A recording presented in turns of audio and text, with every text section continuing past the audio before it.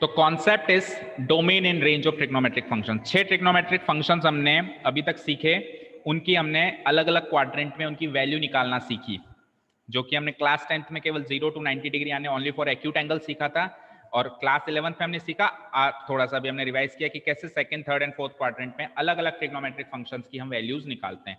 अब बात करते हैं डोमेन इन रेंज। तो पहला फंक्शन क्या होता है? Sine function. हम सब जानते हैं साइन फंक्शन।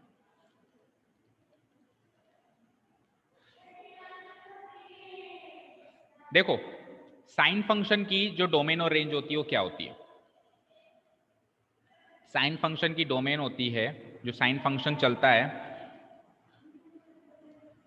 वो किसी भी रियल नंबर से, कोई भी रियल नंबर उसकी डोमेन हो सकती है, लेकिन उसकी जो रेंज होती है वो हमेशा -1 से 1 के बीच में होती है, आपने अगर नोटिस किया हो तो। यानी कि आप साइन फंक्शन किसी भी वैल्यू पे निकाल, किसी भी रियल नंबर पे निकाल सकते हो। आप ये भी कह सकते हो कि साइन 30, आप ये भी कह सकते हो साइन 25, आप ये भी कह सकते हो साइन 720, आप ये भी कह सकते हो साइन 1020, क्योंकि मैंने आपको क्या कहा, एंगल 360 पे नहीं रुकता है, एंगल कभी भी 360 पे नहीं रुकता है। 360 के बाद फिर रोटेशन अगर घुमाते जाएं तो मैं तो साइन ऑफ 2 लाख डिग्री भी कह दूंगा, मेरी मर्जी। यस, अगर रेडियन में कहूं तो साइन ऑफ 7π/3 कुछ भी कह दूंगा। तो कोई भी रियल नंबर पे मैं साइन की वैल्यू निकाल सकता हूं ना, इतनी चीज समझ में आई? तो इसकी जो डोमेन हो गई वो कोई भी रियल नंबर हो गया, लेकिन उसका जो आंसर आएगा, भाई मैंने 2 रोटेशन घुमा दिए तो इसका मतलब ये थोड़ी ना है कि साइन 30 पे पहले 1/√3 आ रहा था तो 2 रोटेशन में वो 2/√3 हो जाएगा, वो आंसर तो 1/√3 होगा। यानी कि आंसर तो -1 और 1 के बीच में आएगा। वो फर्स्ट क्वाड्रेंट वाली वैल्यूज ही तो रिपीट होती हैं बार बार, रेशियो ही तो है, ये रेशियो ही तो बदल रहा है। भाई यूनिट सर्किल में आप यहां से यहां आ गए, यहां से आ गए, ये साइड बड़ी हो गई, ये साइड छोटी हो गई, थोड़ा खिसके ये साइड छोटी हो गई, ये साइड बड़ी हो गई, तो वैल्यू तो जो रेशियो का आंसर आएगा वो तो वही रिपीट होगा बार बार। तो रेंज जो होती है वो ओनली -1 से 1 के बीच में घूमती है, और इसका जो ग्राफ बनता है, आई डोंट नो आपने लास्ट ईयर सीखा नहीं सीखा, देखो ध्यान से देखना, सीखा था क्या लास्ट ईयर ग्राफ्स सबके? Yes sir.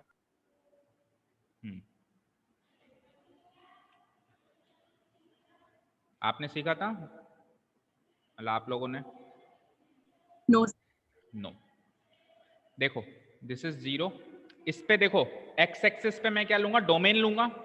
एक्स एक्सिस पे डोमेन लूंगा तो डोमेन क्या है, कोई भी रियल नंबर, जैसे कि 0 के बाद क्या आती है π/6, π/2, तो इस तरीके से आती है। मैं 90 के गैप पे लेता हूँ ना, मान लो दिस इज π/2, फिर 90 का गैप लिया पाई, फिर 90 का गैप लिया 3π/2, फिर 90 का गैप लिया 2π।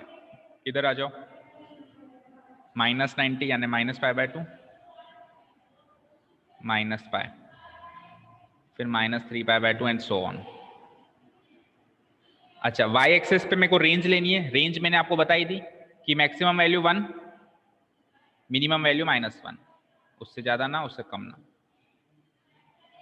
ठीक है? ठीक है, अब आप खुद बताओ, चलो सपोज करो आपको साइन का ग्राफ भूल गए आप, या तो आपने सीखा ही नहीं या बनाना नहीं आता, आपको वैल्यूज तो पता है। बोलो तनिषा, साइन 0 कितना होता है? 0।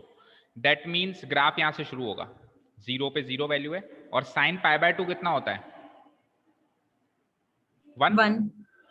यानी कि π/2 के सीध में ग्राफ यहां रहेगा, यानी कि ये कर्व कुछ ऐसे जाएगा। अच्छा, फिर साइन पाई की बात करूं तो साइन पाई वापस 0 हो जाता है। कैसे? मुझे बताओ साइन पाई वापस 0 कैसे होता है, कोई बता सकता है? एनीवन? यस सर, मुझे अभी यूनिट सर्कल बनाया था वो देख के। क्या क्या कनिष्का? वो जो अभी यूनिट सर्कल बनाया था ना, उसको देख के बता। एक्सीलेंट। यूनिट सर्किल को देखो ना, यूनिट सर्किल में हमने क्या कहा था, साइन क्या है? बी कोऑर्डिनेट ही तो है। तो मुझे बताओ ये जो बी कोऑर्डिनेट है इस पाए पे वापस 0 होगा नहीं होगा? इस पाए पे अभी जैसे इस पे इस बी की वैल्यू 0 थी, यहाँ पे आगे कुछ हुई, यहाँ पे आगे π/2 हो गई, यहाँ पे आते आते आते आते आते इस b की वैल्यू, मुझे बताओ इस पॉइंट पे जो भी होगी, इस b की वैल्यू y कोऑर्डिनेट की वैल्यू, मान लो कि ये कुछ भी होगा, जैसे मान लो ये पॉइंट होगा -5, लेकिन y कोऑर्डिनेट तो 0 ही होगा। मानते हो नहीं मानते हो? और वाई कोऑर्डिनेट क्या है? साइन थीटा की तो वैल्यू है। दैट मीन्स पाए पर आने के बाद साइन थीटा 0 हो जाता है वापस। ये यहां से प्रूव हो रहा है। उसी तरीके से कॉस थीटा कहां कहां पे 0 होता है? यहां पे और यहां पे। साइन थीटा कहां कहां 0 होता है? यहां पे, इन दोनों जगह पे। कॉस थीटा कहां कहां पे 0 होता है? एक π/2 पे और एक 3π/2 पे। ठीक है, चलते हैं वापस वहीं। तो इसका जो ग्राफ बनेगा वो कुछ इस तरीके का बनेगा कि 0 से शुरू होगा, यहां पे 1 पे आएगा, π/2 पे वो 1 हो जाएगा क्योंकि साइन 90 1 होता है, और वापस वो पाए पे 0 हो जाएगा। वापस पाए पे क्या हो जाएगा? 0 हो जाएगा। इसको कल से मैं आपको प्रिंटेड फॉर्म ही दे दूंगा कुछ इस तरीके से। ठीक है, अब उसके बाद फिर वो नेगेटिव जाएगा क्योंकि फर्स्ट सेकंड क्वाड्रेंट क्रॉस हो गया है। सुनो ध्यान से, सुन रहे हो? ये था फर्स्ट क्वाड्रेंट 0 से π/2, ये था सेकंड क्वाड्रेंट, दोनों में पॉजिटिव है। देखो पॉजिटिव मतलब क्या होता है? एक्स एक्सिस के ऊपर ऊपर पॉजिटिव है, वाई की वैल्यू है ना। अब आ रहे हैं हम third and fourth quadrant. Third and fourth quadrant में नेगेटिव है, और फोर्थ क्वाड्रेंट में भी वापस मतलब 2π पे भी वो क्या हो जाएगा? 0 हो जाएगा। तो कुछ इस तरीके से जो कर्व बनेगा, ये यहाँ पे लास्ट में -1 तक शो होगा केवल, ये -1 की सीध तक ही आएगा, -1 से नीचे नहीं जाएगा, और यहाँ पे ये 1 से ऊपर नहीं जाएगा। ठीक है, समझ रहे हो क्या? और ये -1 से वापस होते हुए वापस 2π पे ये 0 हो जाएगा। इधर की साइड भी ये ऐसे कैसे ही जाएगा क्योंकि ये कंटिन्यूअस ग्राफ है। कंटिन्यूअस ग्राफ है यानी कभी ब्रेक नहीं होता है। साइन का और कॉस का ग्राफ कंटिन्यूअस है, बाकी सबका ग्राफ डिसकंटिन्यूअस है, वो ब्रेक होता है बार बार, है ना। तो ये क्या हो जाएगा? -1 से यहां से और फिर -π पे वापस 0, और उसके बाद 3π/2 पे ये 1 की सीध में जाएगा, और फिर उसके बाद सो ऑन ऐसे ये चलता जाएगा। तो ये है मेरा साइन थीटा का ग्राफ। किसी को कोई डाउट हो तो पूछो साइन थीटा के graph. If no doubt then say no doubt, and if there is doubt please ask. No sir, एक चीज पूछनी है सर, अपने को पता कैसे चलता है कि साइन जो है उसकी रेंज -1 और 1 होती है? आप वैल्यू सोचो, उस यूनिट सर्किल पे आके देखो, इस यूनिट सर्किल पे आके आप किसी भी एंगल पे साइन थीटा निकाल लो, यहां यहां यहां यहां यहां कहीं भी निकाल लो, तो आपकी मैक्सिमम वैल्यू 1 ही आएगी और मिनिमम वैल्यू -1 ही आएगी, उसके बाद जाएगी नहीं। करके देख लो, चाहे से करके देख लो। अच्छा, मोर ओवर एक चीज और, आपके क्वेश्चन का एक बहुत ही सिंप्लीफाइड आंसर सुनो।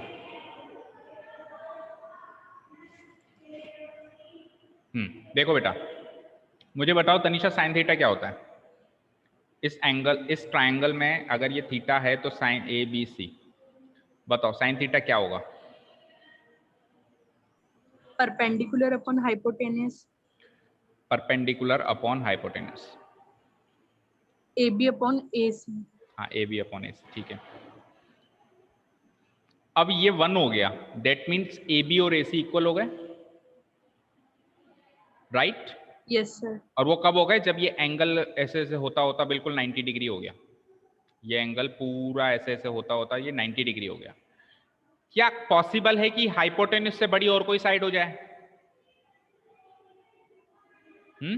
हाइपोटेनस से बड़ी और कोई साइड पॉसिबल है क्या? अगर आप 1 से बड़ी वैल्यू ले रहे हो, 1 से बड़ी वैल्यू ले रहे हो, that means numerator is greater than denominator. 1 से बड़ी वैल्यू तो तभी आती है ना जब न्यूमरेटर डिनोमिनेटर से ग्रेटर देन हो। तो यानी कि AB को बड़ा कर रहे हो आप AC से। Is it possible in any case? No sir. No. ठीक है, देयरफॉर 1 से बड़ी वैल्यू नहीं आ सकती। क्लियर है? क्लियर है ना? और फिर जब अपन negativity third and fourth quadrant में, तो जैसे मैंने कहा कि वैल्यूज रिपीट होती हैं, तो जब ऑब्वियसली मैक्सिमम वैल्यू 1 गई तो फिर वैल्यूज रिपीट होती है, तो मिनिमम वैल्यू -1 जानी है। ठीक है, अब कोई डाउट?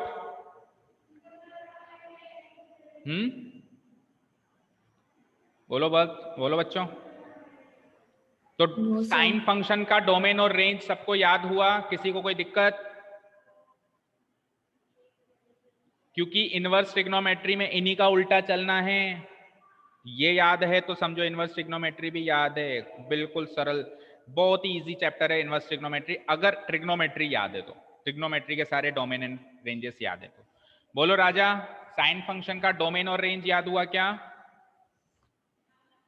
Yes sir. देखो, ये x की कोई भी वैल्यू अज्यूम कर रहा है ना, इधर की साइड भी और इधर की साइड भी, लेकिन y की वैल्यू कहां कहां अज्यूम हो रही है? ज्यादा से ज्यादा इस लेवल पे और कम से कम इस लेवल पे। तो रेंज केवल माइनस, अच्छा क्लोज इंटरवल लिखिए, याद रखना। क्लोज इंटरवल मतलब खुद 1 भी आ सकती है और खुद -1 भी आ सकती है, इसको एक्सक्लूड नहीं कर सकती, इंक्लूडेड है। और x की वैल्यू तो ये ग्राफ देखो हर जगह अज्यूम कर रहा है, चलता ही जा रहा है, चलता ही जा रहा है। x इंडेफिनेटली इधर लेफ्ट साइड में भी जा रहा है और x इंडेफिनेटली राइट साइड में जा रहा है। तो ये ग्राफ x की हर एक वैल्यू अज्यूम कर रहा है, लेकिन y की ये केवल 1 तक और -1 तक वैल्यू अज्यूम कर रहा है, उससे ऊपर या उससे नीचे नहीं जा रहा है। समझ आया? चले नेक्स्ट पे, कॉस फंक्शन पे। बोलो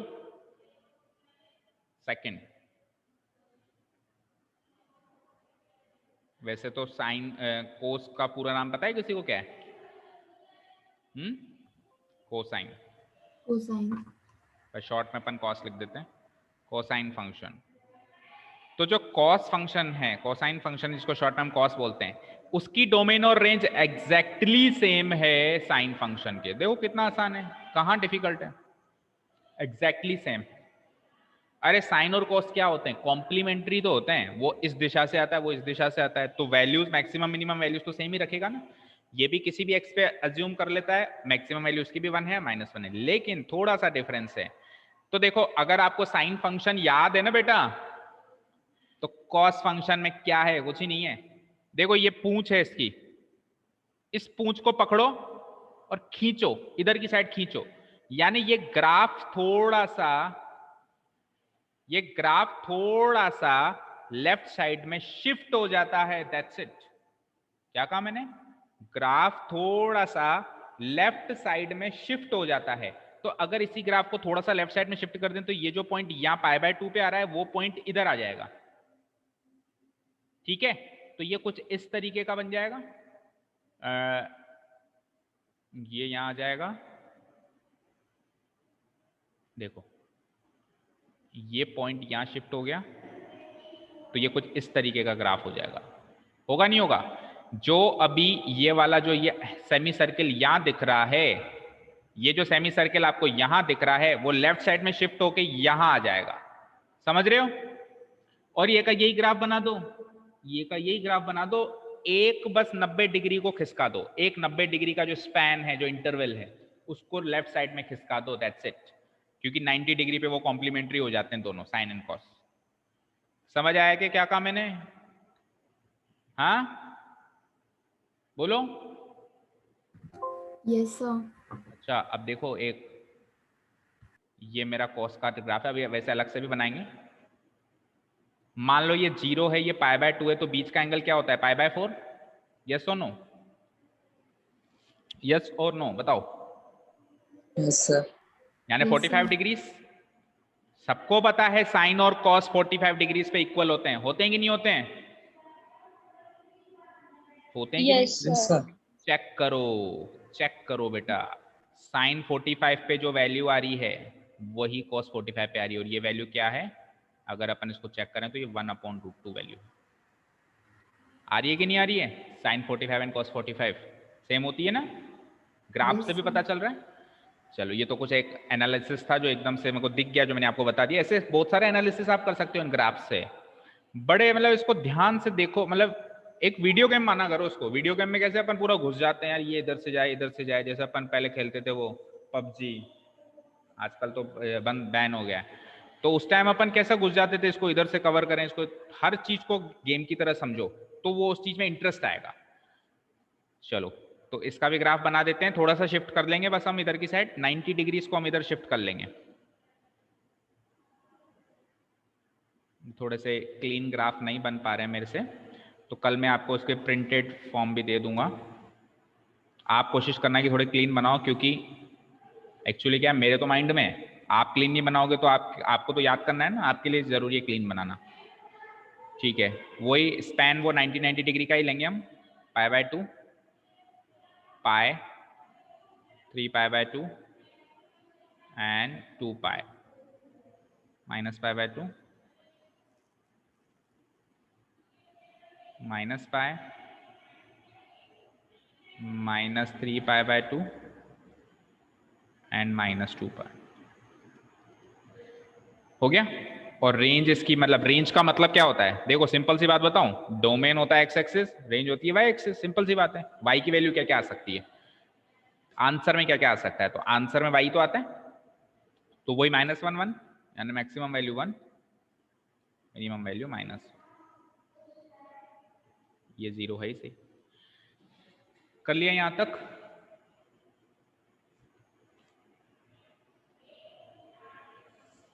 ठीक है, अब सपोज करो ये सब भी भूल गए तनीषा आप कि यार पोस्ट का ग्राफ कैसे था, सर ने समझाया था कि शिफ्ट करना होता है, भूल रहे हो कि कैसे शिफ्ट करें क्या करें। आप तो वैल्यूज तो याद है, बोलो cos 0 कितना होता है, cos 0 कितना होता है, बोलो बाकी बच्चे 1 एंड व्हाट इज cos π/2 0 0, यानी 0 पे वैल्यू है 1 तो ये पॉइंट मिला हमको, और π/2 पे वैल्यू है 0 तो ये पॉइंट मिला हमको। दैट मीन्स ग्राफ ऐसे चलेगा, जब x 0 था तब y 1 था, जब x π/2 है तो y 0 है, तो ये ग्राफ मिला कि नहीं मिला। And more over first quadrant में पॉजिटिव, फर्स्ट क्वाड्रेंट में पॉजिटिव। अब आ जाओ सेकंड क्वाड्रेंट कहां से कहां चलता है, π/2 से पाई पे चलता है, यहां से लेके यहां तक ये फर्स्ट क्वाड्रेंट है, यहां से लेके यहां तक ये सेकंड क्वाड्रेंट। सेकंड क्वाड्रेंट में कॉस नेगेटिव हो जाता है, नेगेटिव हो जाता है तो नीचे जाना पड़ेगा इसको, और फिर थर्ड क्वाड्रेंट में भी ये नेगेटिव रहता है, नीचे ही रहेगा, और फिर फोर्थ क्वाड्रेंट 3π/2 से 2π में ये वापस क्या हो जाता है, पॉजिटिव हो जाता है। समझ रहे हो, पहले साइन बताया इसलिए मैंने, उसके बाद ग्राफ बता रहा हूं, तो बना दीजिए। एक्चुअली वैसा ही ग्राफ है, बस थोड़ा सा इधर शिफ्ट हो चुका है, ऐसे ऐसे, फिर नीचे ये पाई की सीध में -1 पे आएगा, पाई की सीध में, और फिर 3π/2 पे 0 हो जाएगा, और फिर ये वापस 2π की सीध में 1 पे पहुंच जाएगा। इसको इधर भी कंटिन्यू करो तो ये -π के सीध में -1 होगा, और फिर ये -3π/2 पे वापस 0 होगा, और ये फिर -2π पे वापस 1 होगा। ठीक है, समझ आया क्या।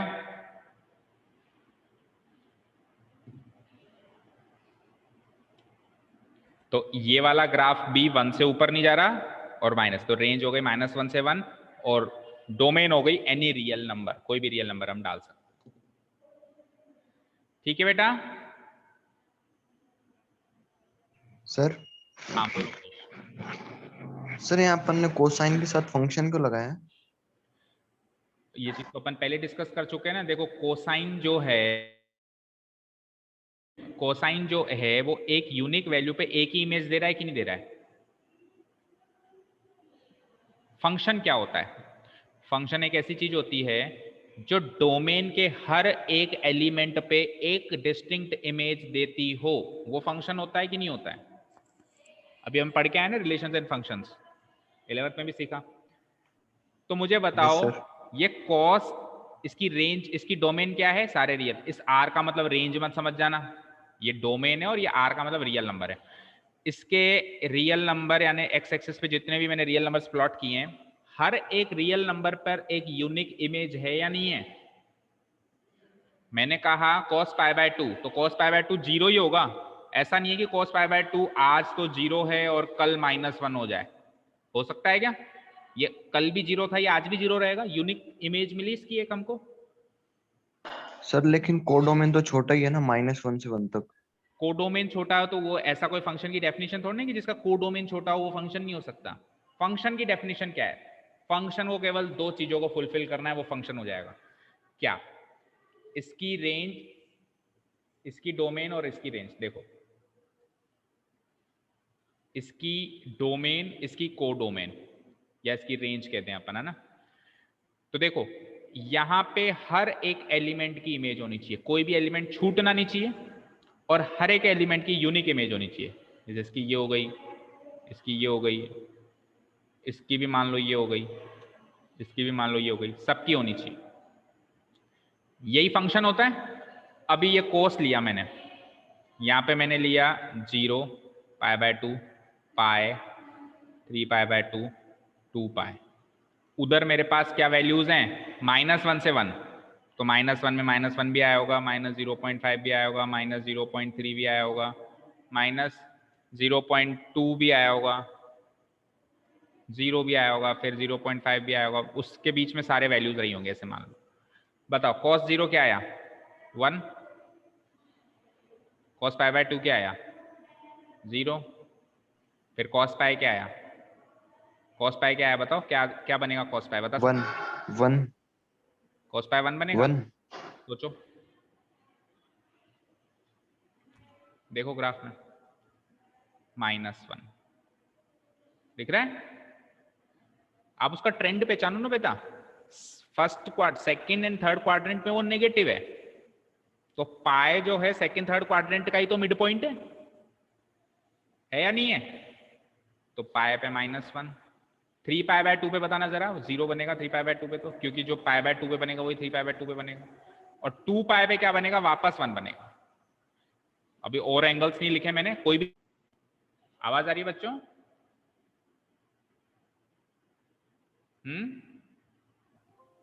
आवाज आ रही है? हाँ, तो आप ये चेक करो, एक की इमेज बन रही है या एक की दो इमेज बन रही है। ये कुछ एग्जांपल्स जो मैंने लिए, obviously I can not cover all the angles between them.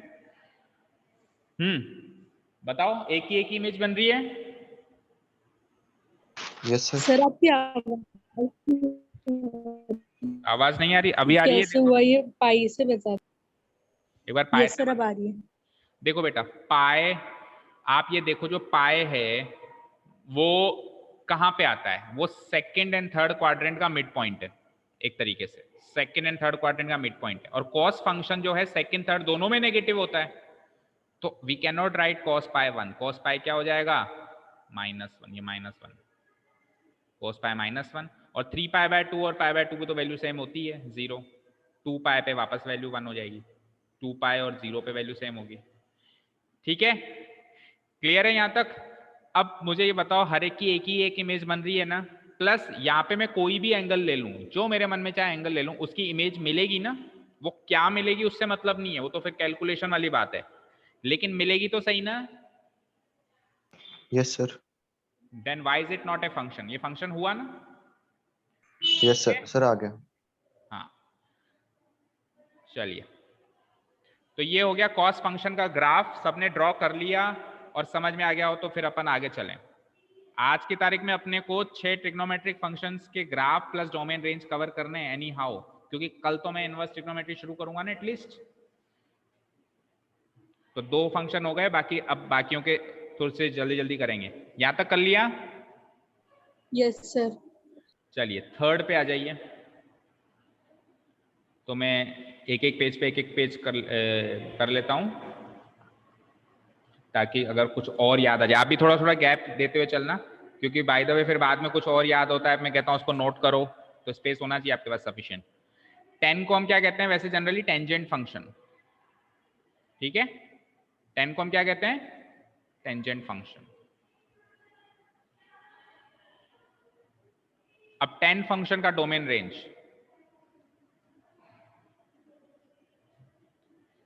देखिए 10 फंक्शन भी हम किसी भी रियल नंबर पे अप्लाई कर सकते हैं। 10 फंक्शन हम किसी भी रियल नंबर पे अप्लाई कर सकते हैं, यानी कि 10 की वैल्यू हम हर एक वैल्यू पे निकाल सकते हैं। यस और नो पहले तो बताओ, या किसी पे ऐसा कोई वैल्यू है जिसपे अपन 10 डिफाइन नहीं कर सकते? सर हाँ बताओ। जिन वैल्यूज पे साइन 0 होता है, साइन 0 हो जाए या cos 0 हो जाए? cos 10 की वैल्यू 10 बाई cos होती है। एक मिनट, हेलो, घर पे कोचिंग पे? अरे ईद के दिन कौन सा बैंक खुलता है यार, पागल है क्या? ईद के दिन कौन सा बैंक खुल देगा? ईद है ना आज यार, ईद के दिन नेशनल हॉलीडे होती है, ये भी बताना पड़ेगा। ये मित्र पे 10,000 रुपये। हाँ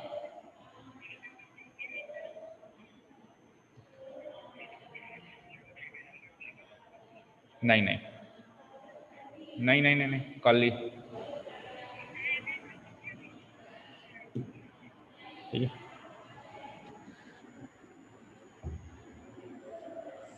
हाँ जी। हाँ तो हम बात कर रहे थे कि 10 फंक्शन सब पे डिफाइंड है क्या? सारे एक्स एक्सिस पे किसी भी वैल्यू पे मैं 10 फंक्शन को डिफाइन कर सकता हूँ क्या? सोचो, मुझे बताओ, हमने 10th क्लास में भी सीखा था कि 10 0 और 10 90, बताओ कौन से पे वो डिफाइन नहीं था? 10 0 तो 0 होता है, लेकिन 10 90 हमने लिखा था नॉट डिफाइंड, याद है? ये इसको कुछ लोग इन्फिनिटी लिखते हैं, इन्फिनिटी लिखो या नॉट डिफाइंड लिखो, करीब करीब एक ही बात। तो यानी कि π/2, 90 का मतलब π/2 हुआ ना? 90 का मतलब क्या हुआ? π/2 आया ना? बताओ। तो मुझे बताओ, अभी तो हमने 10th क्लास के हिसाब से देखा तो 90 डिग्री पे वो डिफाइन नहीं है, यानी कि इसकी डोमेन में 90 डिग्री वाला पॉइंट नहीं आएगा, उस पर वो डिफाइन ही नहीं है।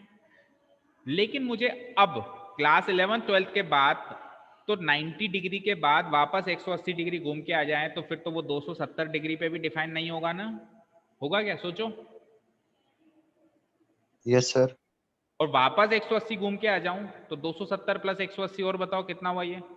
350, 450 हो गया क्या? वापस 450 पे डिफाइन नहीं है। नहीं 350 ही तो हुआ, नहीं 450 होगा, है ना भाई? इसमें 180 जोड़ा, फिर इसमें 180 जोड़ा, यानी पाए जोड़ते जा रहा हूं मैं। तो π/2 पे डिफाइन नहीं हुआ, फिर पाए जोड़ दिया 3π/2 पे डिफाइन नहीं हुआ, यानी इस पे π/2 पे 10 डिफाइन नहीं हुआ, और 3π/2 पे 10 डिफाइन नहीं हुआ, वापस चला गया तो ये वापस क्या माना जाएगा? 450 डिग्री। पाए और जोड़ दो उसमें, तो 5π/2, फिर वापस 7π/2। तो इन पॉइंट्स पे वो 10 फंक्शन डिफाइन नहीं है। तो अब अपन उसकी डोमेन से कितने पॉइंट निकालें? सर ये तो चलते ही जा रहे हैं, और ऐसे नेगेटिव में भी चलेंगे, -π/2, -3π/2, -5π/2, -7π/2। तो ऐसे हम कितने पॉइंट्स निकालें?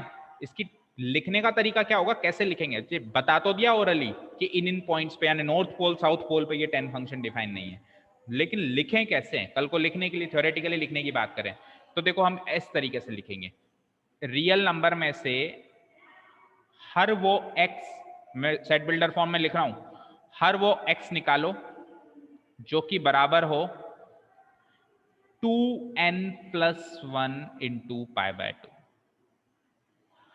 2n+1 का मतलब पता है क्या होता है? 2n+1 का मतलब होता है ऑड मल्टीपल। क्या मतलब होता है? Odd multiple. ऑड मल्टीपल मतलब 1 3 5 7, ये ऑड मल्टीपल होता है। आप चेक करके देख लो, 2n+1 की जो वैल्यू होगी वो 1 हो सकती है, वो 3 हो सकती है, वो 5 हो सकती है, वो 7 हो सकती है, लेकिन इसकी वैल्यू कभी भी 2 4 6 8 10 नहीं हो सकती। n की वैल्यू, n एक इंटीजर लेंगे हम यहाँ पे, है ना? n बिलोंग्स टू इंटीजर लेंगे। जैसे n की वैल्यू 1 ले ली तो 2 + 1 3 हो गया, n की वैल्यू 0 ले ली तो 0 + 1 1 हो गया, n की वैल्यू 2 ले ली तो 4 + 1 5 हो गया, n की वैल्यू 6 ले ली तो 6 2 12 13 हो गया। तो 2n+1 की वैल्यू हमेशा एक ऑड नंबर आएगा कि नहीं आएगा? प्लस में भी आ सकता है, माइनस में भी आ सकता है। अगर n की वैल्यू -3 ले ली तो -3 × 2 -6 -5 आ गई।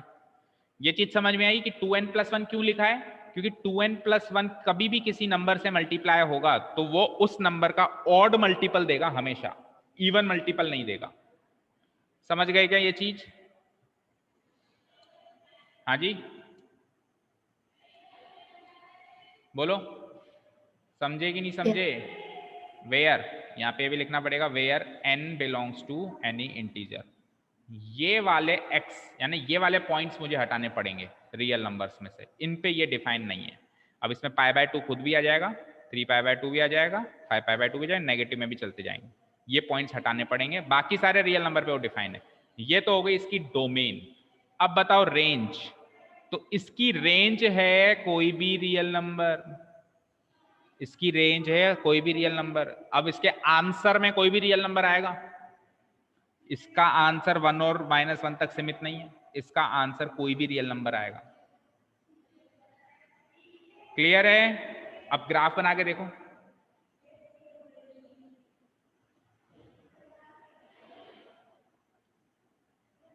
10 का मतलब क्या होता है वैसे बताओ? 10 का मतलब क्या होता है बोलो तनिषा? ऑपोजिट अपॉन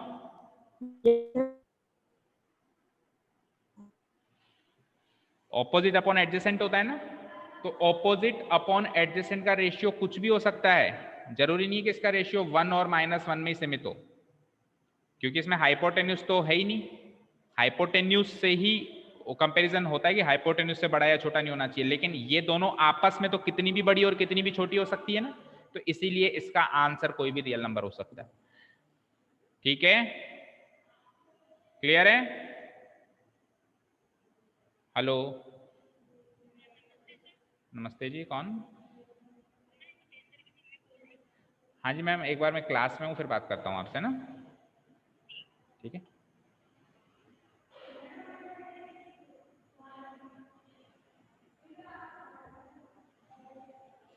ठीक है बेटा, समझ आया क्या? ग्राफ बनाया बेसिक का? रिप्लाई, ग्राफ बनाना शुरू करें? Yes sir. ठीक है, चलो ग्राफ बनाते हैं, बनाइए। वही सेम चीज एक्स एक्सिस पे वो जो चीजें बनाई थी हमने पहले, सेम टू सेम। अब थोड़ा सा हाइट चाहिए होगी इसके ग्राफ के लिए, तो थोड़ा बीचों बीच बनाना, क्योंकि इसकी जो रेंज है वो 1 और -1 से भी ऊपर है। थोड़े हाइट पे बनाना। 0 π/2 पाई, 3 π/2 2 पाई, इधर आ जाओ, -π/2 -π, फिर -3 π/2 -2 पाई। ठीक है, और रेंज तो कोई भी रियल नंबर है, तो रेंज पे अपन डालो ही मत कुछ भी। 0 1 2 3 4 5 ये तो इनफाइनाइट तक है, और नीचे भी -इन्फिनिटी तक है। ठीक है, चलो इसका ग्राफ बनाते हैं। कौन बताएगा? प्रगति आप बताओ, 10 0 क्या होता है? कुछ एक दो पॉइंट्स पे एनालिसिस करके हम शुरू करते हैं हमेशा। 10 0 क्या होता है और 10 π/2 क्या होता है? ये दो चीजें बताओ। चलो 0 0 10 0 हाँ, और इन्फिनिटी। इन्फिनिटी, यानी कि इन्फिनिटी लिख सकते हो या नॉट डिफाइंड लिख सकते हो। और 10 π/4 कब होता है? 10 π/4 क्या होता है? 1 तो एक बार 1 भी डाल लो, 1 मान लो मैंने यहाँ डाल लिया, फिर -1 भी डाल लो। ठीक है, तो देखो 10 0 तो 0 है, यानी कि यहां से तो क्रॉस होगा ग्राफ, 0 0 पॉइंट पे तो क्रॉस होगा। ठीक है, और 10 π/4 पे बने, π/4 करीब यहाँ पे रहेगा पॉइंट, 0 और π/2 के बीच में रहेगा। π/4 की सीध में ग्राफ 1 पे पहुंचता है, यानी यहां से क्रॉस होगा। अब π/2 पे वो कहां पहुंचता है? π/2 पे वो इन्फिनिटी पे पहुंचता है, प्लस इन्फिनिटी। प्लस इन्फिनिटी का मतलब है कि वो इनफाइनाइट चलता ही जा रहा है वाई एक्सिस पे ऐसे, और सिमिलरली नीचे भी वो ऐसे ही चलता जा रहा है -इन्फिनिटी। तो एक तरीके से इसका ग्राफ ऐसे बनता है, ध्यान से देखना। यहाँ पे बीचों बीच वो 1 के सीध में रहेगा, 10 π/4 1 होता है। थोड़ा सा क्लीन बनाते हैं।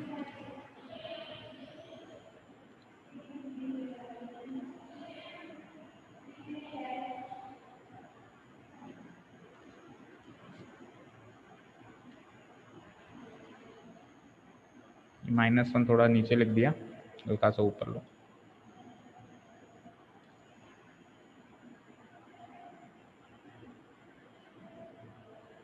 इस तरीके से बीचों बीच ये पॉइंट करीब यहाँ होगा -1। ठीक है, देखो ये है ना, π/2 से कभी टच नहीं होगा, बिल्कुल उसके नजदीक चला जाएगा, क्योंकि π/2 पे ये डिफाइंड ही नहीं है। समझ रहे हो?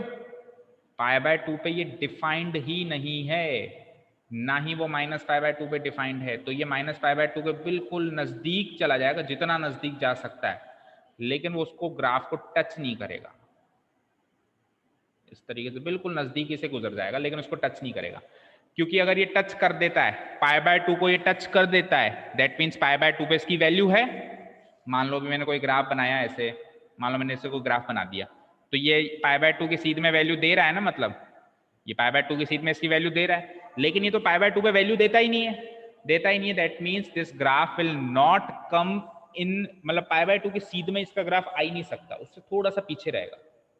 ठीक है, अब बाकी इंटरवल्स में कैसे चलता है, तो आप देखो ये तो है फर्स्ट क्वाड्रेंट। सेकंड क्वाड्रेंट की बात करें तो बताओ सेकंड क्वाड्रेंट, देखो फर्स्ट क्वाड्रेंट में ये पॉजिटिव होता है ना, और ये कौन सा था -π/2, यानी फोर्थ क्वाड्रेंट हो गया, नेगेटिव आ गया, फोर्थ क्वाड्रेंट में ये नेगेटिव होता है। अच्छा अपन सेकंड क्वाड्रेंट की बात करते हैं। सेकंड क्वाड्रेंट में 10 कैसा रहता है, माइनस नेगेटिव रहता है पॉजिटिव रहता है, बताओ।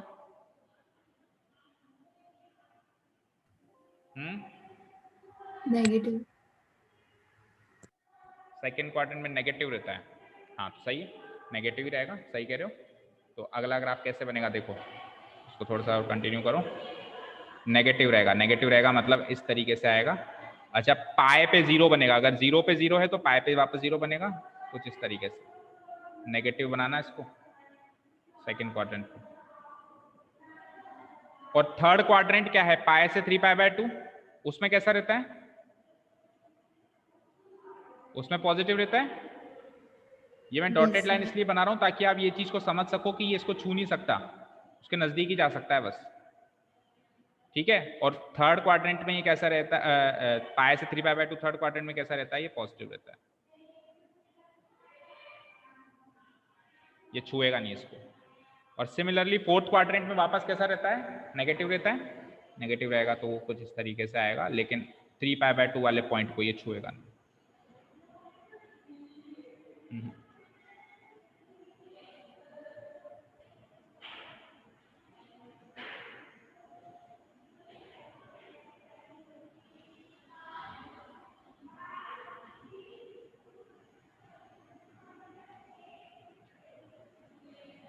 चलो नेगेटिव में भी बात कर लो, तो अब ये का यही पैटर्न रिपीट होगा। हमने 180 डिग्री पे बनाया है डॉटेड लाइन, तो अब यहाँ बनाओ -3π/2 पे,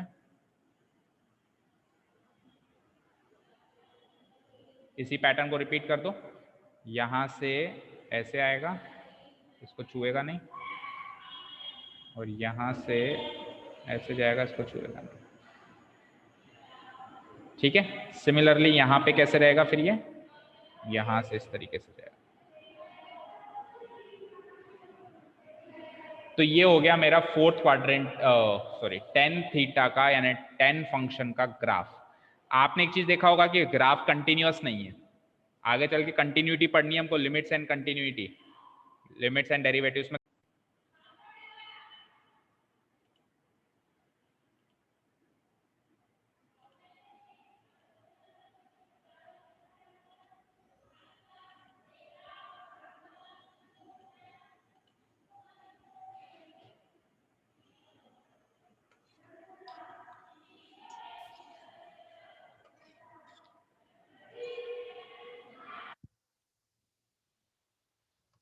सर हाँ बोलो राजा। सर ये -π के जो ऊपर जा रहा है, ये थर्ड क्वाड्रेंट को शो कर रहा है क्या? एक मिनट,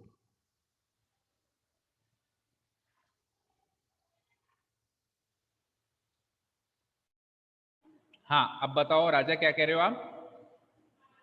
सर ये -π लिखा हुआ है ना, हाँ ये रहा, इसके ऊपर जो ये फंक्शन जा रहा है, ये थर्ड थर्ड क्वाड्रेंट क्वाड्रेंट। बेटा, ये तो नेगेटिव में आ गया, एंगल नेगेटिव में चलता है ना, या ये है 0 से π, 0 से π/2, π/2 से π से 3π/2, 3π/2 से 2π। अब आप एंटी क्लॉकवाइज डायरेक्शन में चलो, तो ये हो जाएगा 0 से -π/2, -π/2 से -π।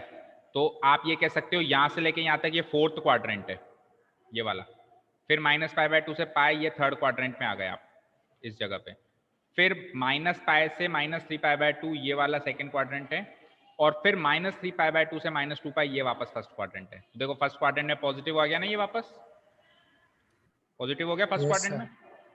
तो इधर लेफ्ट साइड में जाओगे, दैट मीन्स आप उल्टा चला रहे हो एंगल को, और राइट साइड में जाओगे तो आप एंटी क्लॉकवाइज चला रहे हो। अभी समझ आया? Yes sir. ठीक है ना? सर क्लियर है एक बार सबको? ये वाली बात वापस रिपीट कर दो। देखो बेटा, इस ग्राफ के अंदर क्वाड्रेंट कैसे पहचानोगे? ये यहां से लेके यहां तक ये फर्स्ट क्वाड्रेंट है, यहां से लेके यहां तक ये सेकंड क्वाड्रेंट है, पाई से 3π/2 थर्ड क्वाड्रेंट है, 3π/2 से ये fourth quadrant and so on, फिर ये रिपीट होते जाएंगे। अब राजा के माइंड में डाउट आया सर फिर इधर वाले क्या है? फर्स्ट सेकंड थर्ड फोर्थ चारों यहाँ हो गए तो इधर वाले क्या है? यही डाउट आया ना आपको राजा? फिर इधर वाले क्या है? इधर वाले कौन से क्वाड्रेंट्स हैं? तो ये नेगेटिव में चल रहे हैं, फर्स्ट सेकंड थर्ड फोर्थ, इस तरीके से एंटी क्लॉकवाइज डायरेक्शन चलो। तो आप उल्टा चलाओ, तो यहां से लेके यहां वाला ये वाला क्वाड्रेंट है नेगेटिव में, यानी कि एक्चुअली ये फोर्थ क्वाड्रेंट। फिर यहां से लेके यहां तक ये वाला क्वाड्रेंट नेगेटिव में एक 90 डिग्री का ट्रेवल और किया आपने, तो एक्चुअली ये यहां से लेके यहां तक थर्ड क्वाड्रेंट है, यहां से लेके यहां तक फिर ये सेकंड क्वाड्रेंट है, और यहां से लेके यहां तक फर्स्ट क्वाड्रेंट। तो आप ऐसे समझ सकते हो कि उल्टा 4 3 2 1, फिर वापस आएगा 4 3 2 1 4 3, और राइट साइड में 1 2 3 4 1 2 3 4 1 2 3, लेफ्ट साइड में 4 3 2 1 4 3 2 1 4 3। अब समझ गए? समझ गए क्या? आप चेक कर सकते हो, देखो सेकंड क्वाड्रेंट के अंदर ये नेगेटिव है, देखो सेकंड क्वाड्रेंट के अंदर नेगेटिव है, तो 10 फंक्शन सेकंड क्वाड्रेंट में नेगेटिव रहता है ना, थर्ड क्वाड्रेंट में ये पॉजिटिव है, फोर्थ क्वाड्रेंट में ये वापस नेगेटिव है, और फर्स्ट क्वाड्रेंट में ये पॉजिटिव है। ठीक है, समझ रहे हो बेटा?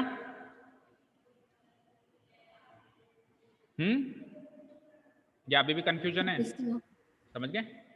तो यहाँ पे हमारे 10 फंक्शन कंप्लीट होता है। मैं फिर से कह रहा हूं कि इसके डोमेन में ये वाले पॉइंट्स छूटे हुए हैं, कौन कौन से? Exactly π/2, exactly 3π/2, exactly -π/2, exactly -3π/2। इनकी सीध में ग्राफ टच ही नहीं हो रहा, कहीं पे ऊपर चेक करो, कहीं पे नीचे चेक करो, इनकी सीध में ग्राफ कहीं भी टच ही नहीं हो रहा। इसके नजदीक जा रहा है, ऊपर से भी नीचे से भी, लेकिन टच नहीं हो रहा। प्लस ऑल्सो यहां से एक चीज और कंफर्म हुई कि 10 जो है वो डिसकंटिन्यूअस ग्राफ है। कैसा ग्राफ है? डिसकंटिन्यूअस। भाई यहां से लेके यहां तक गया, फिर ब्रेक हो गया, फिर यहां से लेके यहां तक गया, फिर ब्रेक हो गया, फिर यहां से लेके यहां तक गया। जबकि साइन फंक्शन क्या था? कंटिन्यूअस ग्राफ था।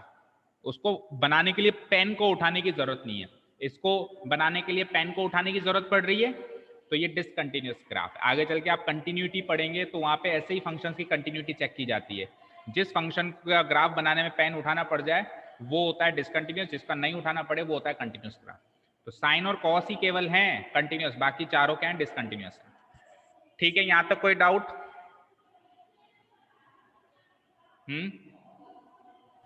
No sir. नो। अब बचे हुए जो 3 है बेटा, वो दोनों, वो जो बचे हुए 3 हैं वो एग्जैक्टली इनकी मिरर इमेजेस होती हैं, क्योंकि वो रेसिप्रोकल्स होते हैं ना, रेसिप्रोकल्स होते हैं वो, आपको पता है ना। तो देखो उनको कैसे सीखना है हमको।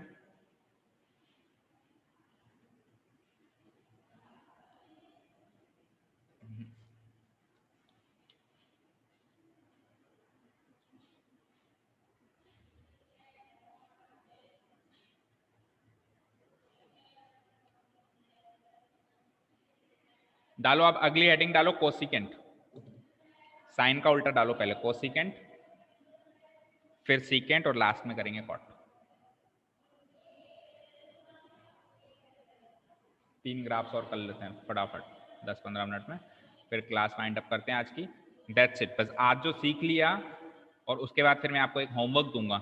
ये आज जो सीख लिया इसको अच्छे से रिवीजन, प्लस मैं जो आपको 1-2 पेजेस का होमवर्क दूंगा वो कर लिया, तो कल आप बिल्कुल तैयार हो इनवर्स ट्रिग्नोमेट्री पढ़ने के लिए। लेकिन जो मैंने कहा वो नहीं किया तो आप कल महसूस करोगे कि आपको इनवर्स ट्रिग्नोमेट्री समझ नहीं आ रही है। तो इसको चाहे से एक तरीके से वार्निंग मान लो कि अगर आपको कल इनवर्स ट्रिग्नोमेट्री अच्छे से समझनी है तो आज का रिवीजन प्लस जो मैं होमवर्क दूंगा वो करना जरूरी है। 4th नंबर इज 10 के बाद कोसिकेंट पढ़ेंगे अपन, है ना, जिसको कोसेक भी बोलते हैं, कोसिकेंट फंक्शन।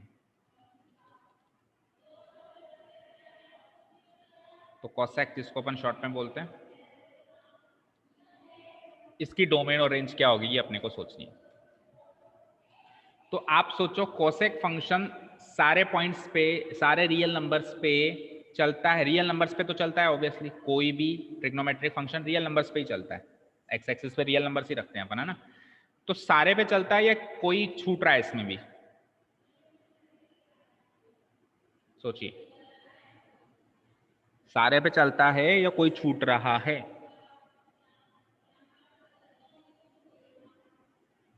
कोसेक का मतलब क्या होता है ये बताओ? 1/sin। 1/sin। तो मुझे बताओ डिनोमिनेटर कभी जीरो हो सकता है क्या? No sir. तो यानी कि ये जो डिनोमिनेटर में रखा हुआ है साइन थीटा, ये जीरो नहीं होगा। तो साइन थीटा वैसे जीरो कब होता है, कितने डिग्री पे होता है? 0 डिग्री पे। तो that means cosec function 0 degree पे डिफाइन नहीं हुआ ना, क्योंकि 0 डिग्री पे वो 1/sin 0 हो जाएगा, यानी कि 1/0 हो जाएगा। 1/0 नॉट डिफाइंड है। समझ रहे हो क्या? तो कौन से पॉइंट्स हटाने पड़ेंगे?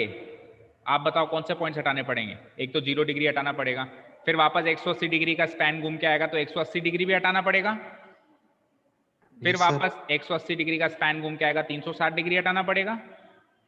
अगर रेडियन में बात करें तो 0, पाई, 2 पाई, ये सारे हटाने पड़ेंगे। बोलो। तो इसके लिए हम लिखेंगे r माइनस वो सारे x such that x equals to n pi where n belongs to z। अब ये n pi के अंदर सारे कवर हो गए। n की वैल्यू 0 रख दो तो n pi भी 0 बन गया। n की वैल्यू देखो, n की वैल्यू अगर 0 रख दो तो n pi भी 0 बन गया। n की वैल्यू 1 रख दो तो n pi pi बन गया। n की वैल्यू 2 रख दो तो n pi क्या बन गया, 2 pi बन गया। n की वैल्यू 3 रख दो तो n pi क्या बन गया, 3 pi। नेगेटिव रख दो, n की वैल्यू -1 रख दो तो ये बन गया -pi। तो ये सारे पॉइंट्स एक्सक्लूड करने हैं ना मुझे, तो मैंने शॉर्ट में लिख दिया x equals to n pi को एक्सक्लूड कर दो और n कोई भी इंटीजर ले लो। समझ गए? समझ गए क्या? Yes sir. अच्छा, इसको बोलते क्या है? जैसे उसको तो बोलते थे ओड मल्टीपल, इसको बोलते हैं इंटीग्रल मल्टीपल। इनके ये वर्ड्स भी याद रखो, इंटीग्रल मल्टीपल। कोई कहे ना इस नंबर का इंटीग्रल मल्टीपल बताओ, तो इसका मतलब है इसको n पाई को नहीं, सॉरी n को, केवल n को, मतलब किसी भी नंबर को n से मल्टीप्लाई करने का क्या मतलब होता है? किसी भी नंबर को n से मल्टीप्लाई करने का मतलब होता है उस नंबर की इंटीग्रल मल्टीपल्स निकाल रहे हैं अपन, ठीक है। और किसी भी नंबर को 2n+1 से मल्टीप्लाई करने का मतलब क्या होता है? उसके ऑड मल्टीपल्स निकाल रहे हैं। ये इंटीग्रल मल्टीपल होता है, ये ऑड मल्टीपल होता है। समझ गए? ठीक है। सर यहाँ पर इंटीग्रल का मतलब इंटीजर से है ना? हाँ, इंटीजर से। n की वैल्यू एक इंटीजर रख रहे हो ना, ठीक है। इंटीग्रल का मतलब आप इंटीजर से, ठीक है। अच्छा, इसकी डोमेन तो हो गई, अब रेंज की बात करते हैं। अब इसकी रेंज की बात करते हैं। मैंने क्या कहा? कोसेक फंक्शन साइन का जस्ट उल्टा है। साइन का ग्राफ देखो, ये था साइन का ग्राफ। इसका जस्ट फ्लिप करना है मुझे। फ्लिप कैसे करूंगा? देखो, ये जो आधा कटोरा ऐसे बना हुआ है, इस आधे कटोरे को ऐसे कर दें तो, और ये जो आधा कटोरा ऐसे बना हुआ है उस आधे कटोरे को ऐसे कर दें तो, ये आधा कटोरा ऐसे बना हुआ है इसको ऐसे कर दें तो हो गया ना फ्लिप। और ये भी सपोज करो आगे चल के ऐसे मिल जाता तो ये आधा कटोरा ऐसे, तो है तो डिसकंटिन्यूअस। यानी ये कटोरा, ये कटोरा, ये कटोरा और ये कटोरा, इस तरह का इसका ग्राफ बनता है। समझ आया? अच्छा, 0 पे डिफाइन नहीं है। 0 पे डिफाइन नहीं है मतलब ये कटोरा इधर जाके इस 0 से टच नहीं हो सकता, इसके नजदीक से निकल के जाएगा ऐसे, इसके नजदीक से निकल के जाएगा ऐसे। प्लस पाई पे भी वो डिफाइन नहीं है, पाई पे डिफाइन नहीं है तो इसके भी नजदीक से निकल के जाएगा। 2 पाई पे भी डिफाइन नहीं है तो 2 पाई के भी नजदीक से निकल के जाएगा। ये भी 0 के नजदीक से निकल के जाएगा। और ये तो पूरा ही गलत बना दिया हालांकि मैंने, ये पाई के नजदीक से निकल के जाएगा ऐसे। और ये भी -पाई से नजदीक से निकल के जाएगा और आगे -2 पाई से नजदीक से निकल के जाएगा, क्योंकि इंटीग्रल मल्टीपल ऑफ पाई पे तो वो डिफाइंड ही नहीं है, तो उससे टच नहीं होगा। तो इसका जस्ट फ्लिप कर दो, बन गया कॉसेक। चलो अब बनाते हैं, आ जाओ नया बनाते हैं। ये तो इससे सीखा हमने।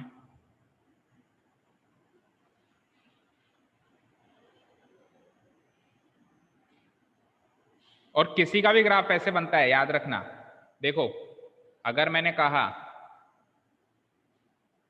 मान लो मैंने कह दिया कि y इक्वल्स टू 3x² का ग्राफ ऐसे है, कुछ ऐसे है मान लो।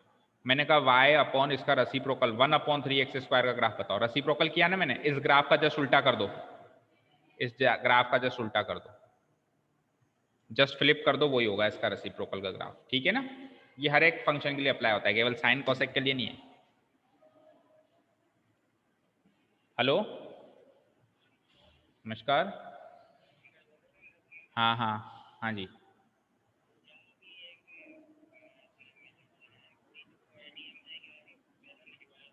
हाँ हाँ हाँ, मैं करता हूँ, भी देंगे थोड़ी देर में बात, अभी क्लास में हूँ, फिर बात करता हूँ।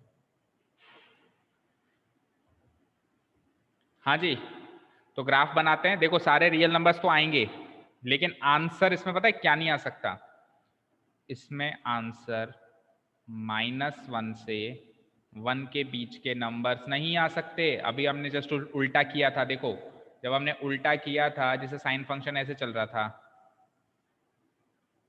ये 1 था यहाँ पे है ना, तो ये कटोरा उल्टा हो गया, तो ये वाले पॉइंट्स तो आए नहीं ना, इस 1 के ऊपर के ही पॉइंट्स आ रहे हैं, यहाँ पर भी इस 1 के नीचे के पॉइंट्स नहीं आए। सिमिलरली इस -1 के भी नीचे के पॉइंट्स आएंगे, यानी कि कोसेक फंक्शन में 1 और -1 के पॉइंट्स एक्सक्लूडेड होते हैं, 1 के ऊपर के पॉइंट आएंगे या -1 के नीचे के पॉइंट आएंगे। समझ आया?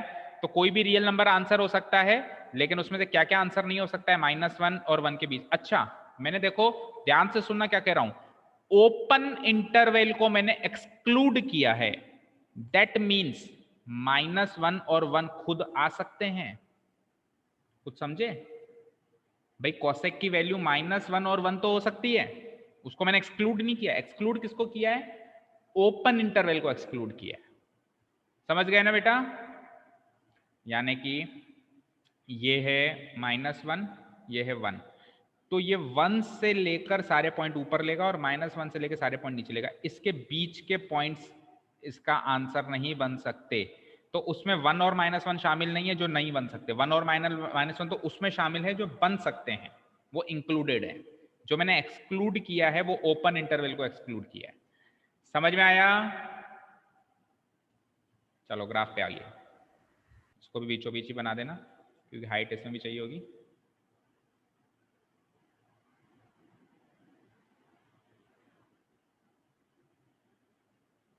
जीरो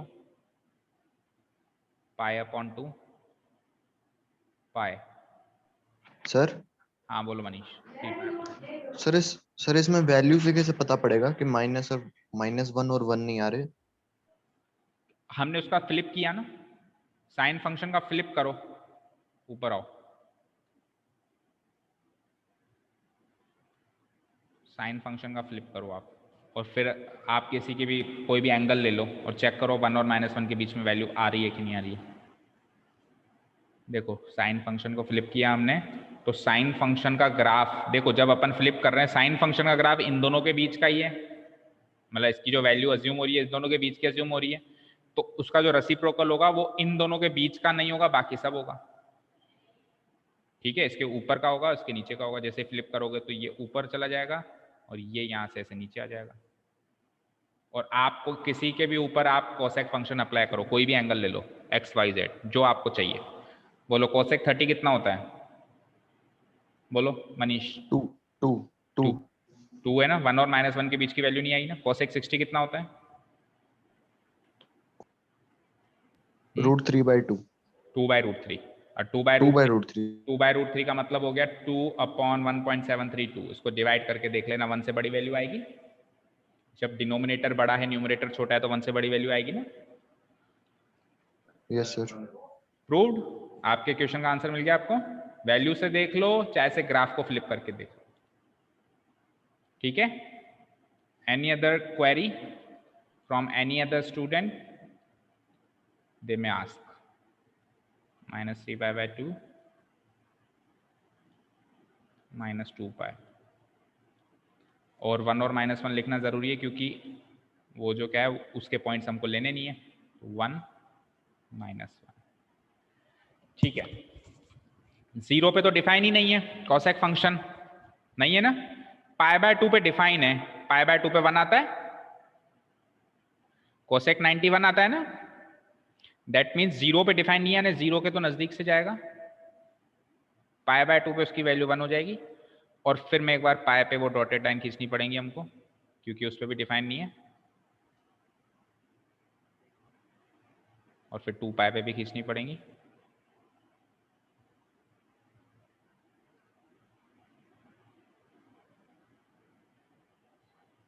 ठीक है, और ये फंक्शन यहां से घूम के और इसके भी नजदीक से जाएगा, लेकिन इसको भी टच नहीं करेगा क्योंकि पाई पे भी वो डिफाइन नहीं है। और पाई और 2 पाई के नीचे फिर वो उल्टा कटोरा ये हो जाएगा, लेकिन 3 पाई बाय 2 पे उसकी वैल्यू -1, यानी कि ये कटोरा यहां से घूमेगा, इसको टच नहीं होगा, इसको टच नहीं होगा। आ जाओ इधर, माइनस पाई पे डॉटेड लाइन खींचो, क्योंकि माइनस पाई पे भी वो डिफाइंड नहीं है, और फिर -2 पाई पे भी खींच दो, उस पर भी वो डिफाइन नहीं। ठीक है, तो माइनस पाई पे तो डिफाइन है, माइनस पाई बाय 2 पे क्या वैल्यू होगी कोसेक की, बोलो। Cosec of minus pi by 2 क्या होगा बताओ। माइनस पाई बाय 2 मतलब fourth quadrant, cosec fourth quadrant में नेगेटिव होता है क्या, यस और नो? -1। -1। तो ये -1 से इस तरीके से,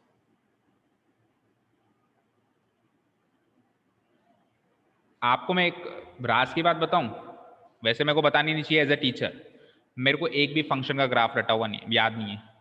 मतलब कई मैंने टीचर्स ऐसे देखे हैं, इवन जो हमको पढ़ाते थे जब मैं पढ़ता था उस टाइम भी, ग्राफ जो हमारे टीचर थे ना ऐसे करते थे, आते थे बोर्ड पे, ये शक शक शक शक ये सारे ग्राफ बना दिए, पूरा मतलब माइंड में रटे हुए थे। मैं ये नहीं कह रहा हूँ वो चीज़ गलत है, ठीक है, बहुत अच्छी बात है कि इतना कमांड है कि ग्राफ बिल्कुल पानी की तरह रटे हुए हैं, लेकिन मुझे नहीं रटे हुए, टू बी वेरी फ्रैंक, ठीक है। लेकिन देखो फिर भी मैं बना पा रहा हूं, क्यों? Just because of concept. अगर कॉन्सेप्ट क्लियर है तो, समझ रहे हो? क्योंकि ग्राफ बनाने के लिए थोड़ा ना कहेगा एग्जाम में थोड़ा ना कहेगा ग्राफ, और बनाने के लिए कह भी दे तो बढ़िया है, बहुत आसान क्वेश्चन हो जाएगा, ग्राफ बनाने के लिए कह देगा तो बना सकते हो कि नहीं बना सकते हो, सोचो। अभी मेरे को एक भी ग्राफ नहीं रटा हुआ था, मैंने आपके सामने ही बनाया ना सारे, 3 पाई बाय 2 पे 1 के सीध में। आप ग्राफ बना पा रहे हो ना, दैट मीन्स आपके इर्द गिर्द के सारे कॉन्सेप्ट क्लियर हो रहे हैं। तो आप ये चेक करो कि ये 1 और ये -1, इसके बीच में कहीं भी कोई ग्राफ दिख रहा है क्या आपको? इसका नहीं दिख रहा है, या तो 1 से ऊपर या -1 से नीचे। हाँ, लेकिन 1 और -1 दोनों शामिल हैं उसमें, वो एक्सक्लूड मत कर देना, उसके बीच के पॉइंट्स एक्सक्लूडेड हैं, प्लस इनको ये छुएगा नहीं, इन पे ये डिफाइन ही नहीं है। क्लियर है? That is the graph of cosec theta. Clear है गर्ल्स?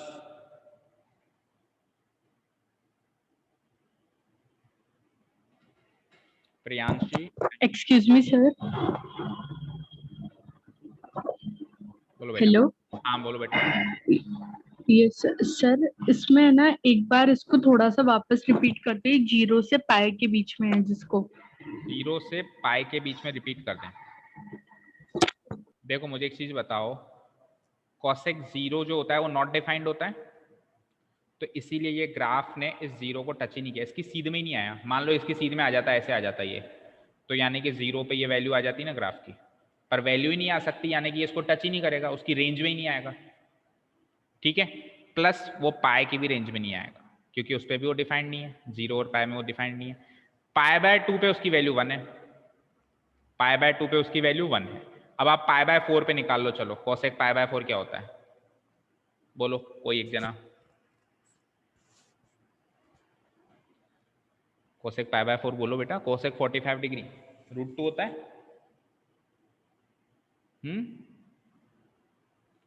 √2 होता है क्या?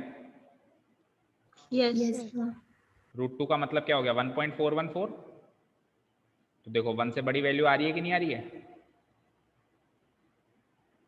आ रही है कि नहीं आ रही 1 से बड़ी वैल्यू? Yes sir. अब तो क्लियर हो गया, ये 2-3 एग्जांपल्स तो काफी हैं कि 0 से पाई में कैसे चलेगा, वो इस तरीके से चलेगा। यस सर, आ गया। हाँ जी, अब जैसे कॉसेक सैन साइन का उल्टा था, all of you know that sec किसका उल्टा होता है? किसका? कोस। कॉस। मैं अगर आपको कहूं बेटा देता हूं 5 मिनट बना के बताओ आप कॉस का, इतने 4 मैंने बनाए और बिल्कुल कॉन्सेप्ट वाइज बनाए, कुछ भी हार्ड एंड फास्ट नहीं, ऐसा नहीं कि बेटा रट लो, कुछ भी नहीं रटवाया मैंने, हर एक चीज कॉन्सेप्ट वाइज बनाई। क्या आप सेक थीटा का ग्राफ बना सकते हैं? ट्राई तो कर सकते हैं एज इट इज। बोलो बच्चों, अभी भी नहीं आएगा कॉन्फिडेंस? Yes sir. बना सकते हो ना? चलो मैं आपको डोमेन एंड रेंज बता देता हूं। इसमें कॉस थीटा जो है वो 0 नहीं होना चाहिए ऑब्वियसली, क्योंकि 1 बाय कॉस थीटा होता ही है, और कॉस थीटा 0 कहाँ कहाँ होता है? π/2, 3π/2, 5π/2 वहां पे। तो जो अपन ने 10 के लिए लिखा था वो के वही पॉइंट्स x में भी एक्सक्लूड होंगे। 10 के लिए कौन कौन से पॉइंट्स लिखे थे? x such that x is an odd multiple of 2n+1 का मतलब हो गया ऑड मल्टीपल ऑफ किसका? ऑड मल्टीपल π/2 का, where n belongs to z। ये पॉइंट्स एक्सक्लूड करने पड़ेंगे, यानी वही 10 की तरह चल रही है इसकी डोमेन भी। आंसर में सेम टू सेम वो का वही जैसा कॉसेक आया था, इसमें भी -1 और 1 के बीच की वैल्यूज नहीं आएंगी। क्यों? क्योंकि ये कॉस का उल्टा है, तो कॉस भी तो -1 और 1 के बीच में चलता था, तो अब ये -1 और 1 के बीच में ही नहीं चलेगा, बाकी हर जगह चलेगा। समझ गए? और ओपन इंटरवल एक्सक्लूड करूंगा मैं, क्योंकि -1 और 1 दोनों शामिल हैं। सेम हो गया करीब करीब, कोसेक और सेक में कुछ डिफरेंस नहीं है, बस उसमें जो एक्सक्लूडेड पॉइंट्स हैं वो डिफरेंट है, बाकी तो सब सेम है। चलो ट्राई करो एक bar graph. I will give you 5 minutes, try करो, क्योंकि अल्टीमेटली तो बेटा आपको ही ट्राई करना है। हो जाए किसी का तो प्लीज बता दीजिएगा।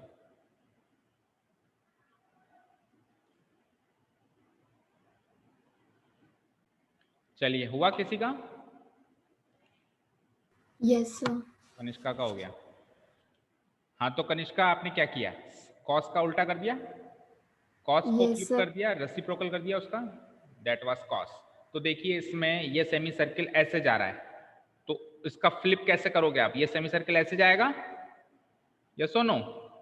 और ये सेमी सर्किल ऐसे जा रहा है, तो ये सेमी सर्किल ऐसे जाएगा।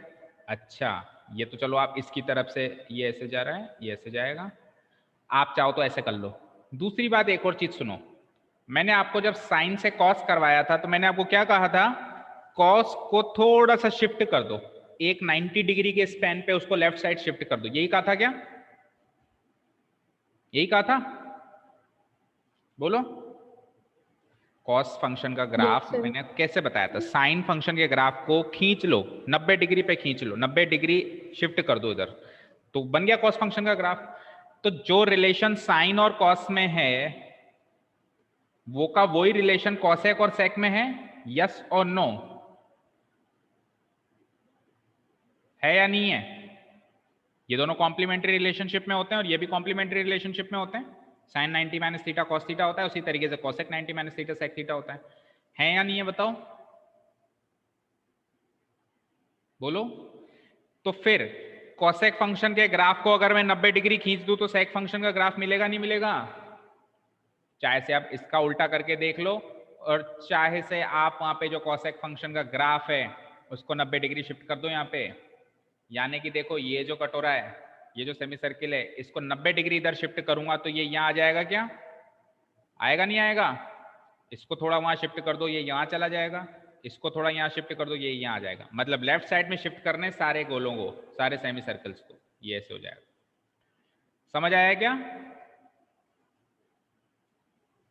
बोलो बच्चों। No reply. तनिषा बोलो। Yes.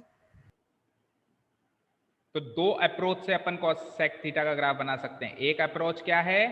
एक अप्रोच तो है कि कॉस का उल्टा कर देते हैं, and the second approach is हम क्या कर देते हैं? कॉस सेक को शिफ्ट कर देते हैं। ठीक है, ग्राफ तो वही बनेगा, कैसे भी बना लो। 0 π/2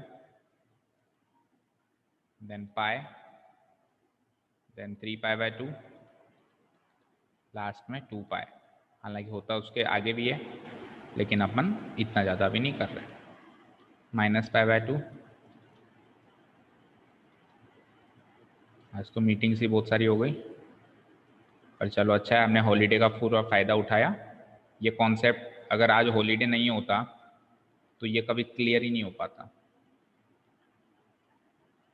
क्योंकि ये एक दिन में क्लियर हुआ ना, दैट इज़ वेरी इंपॉर्टेंट। क्योंकि एक दिन में याद किया हुआ आपको सारा आज जो सीखा याद रहे। अगर गैप हो जाता, जैसे मैं आधा आज पढ़ा था आधा कल पढ़ा था, फिर मेरे को कल रिपीट करना पड़ता, बेटा कल मैंने ये पढ़ाया था, कुछ आप भूल जाते, कुछ मैं भूल जाता बताना। तो ये एक ही दिन में हो गया, that is very very good for you. आप लोगों के लिए बहुत अच्छा काम हो गया है। अब कल से अपन इनवर्स ट्रिग्नोमेट्री शुरू कर पाएंगे। ऑब्वियसली 1 and -1 इसमें भी एक्सक्लूडेड है। चलो आपको तो कुछ नहीं पता, आप तो कोस का उल्टा भी नहीं करना जानते, ना कोसेक को खिसकाना जानते हो, वैल्यूज तो निकालना जानते हो। आप तो मुझे बताओ सेक 0 और सेक π/2 ये दोनों पे वैल्यू बताओ। सेक 0 कितना होता है? cos 0 का उल्टा। cos 0 क्या होता है? 1, 1 का उल्टा 1, मतलब उल्टे का मतलब रेसिप्रोकल।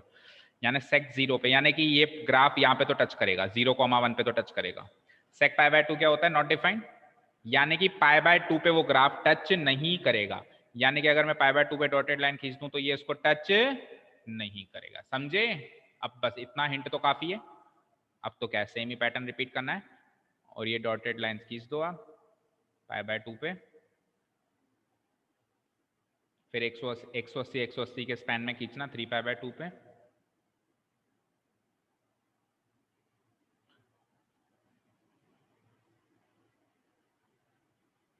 ठीक है, आगे तो फिर बचा ही नहीं 2π के आगे और। चलो यहाँ पे -π/2 पे,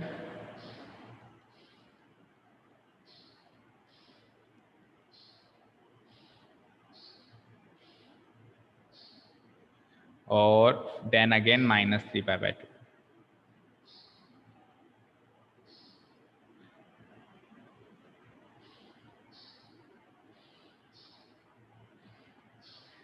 दैट्स इट। चलो अब बनाना शुरू करते हैं। 1 वैल्यू तो आएगी, लेकिन 1 के बाद फिर वो ऊपर जाएगी, लेकिन उसको टच नहीं करेगी। So it will be like this and like this. ठीक है, इधर आ जाओ। सेक जो पाए होगा वो क्या होगा बताओ?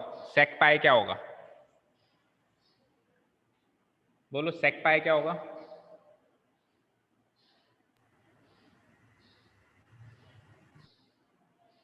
-1। -1, तो ये -1 से घूमेगा।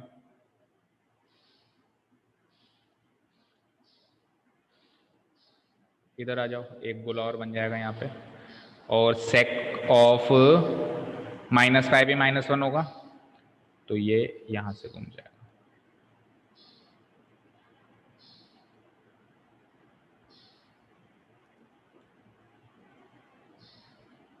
थोड़ा क्लीन कर देते हैं।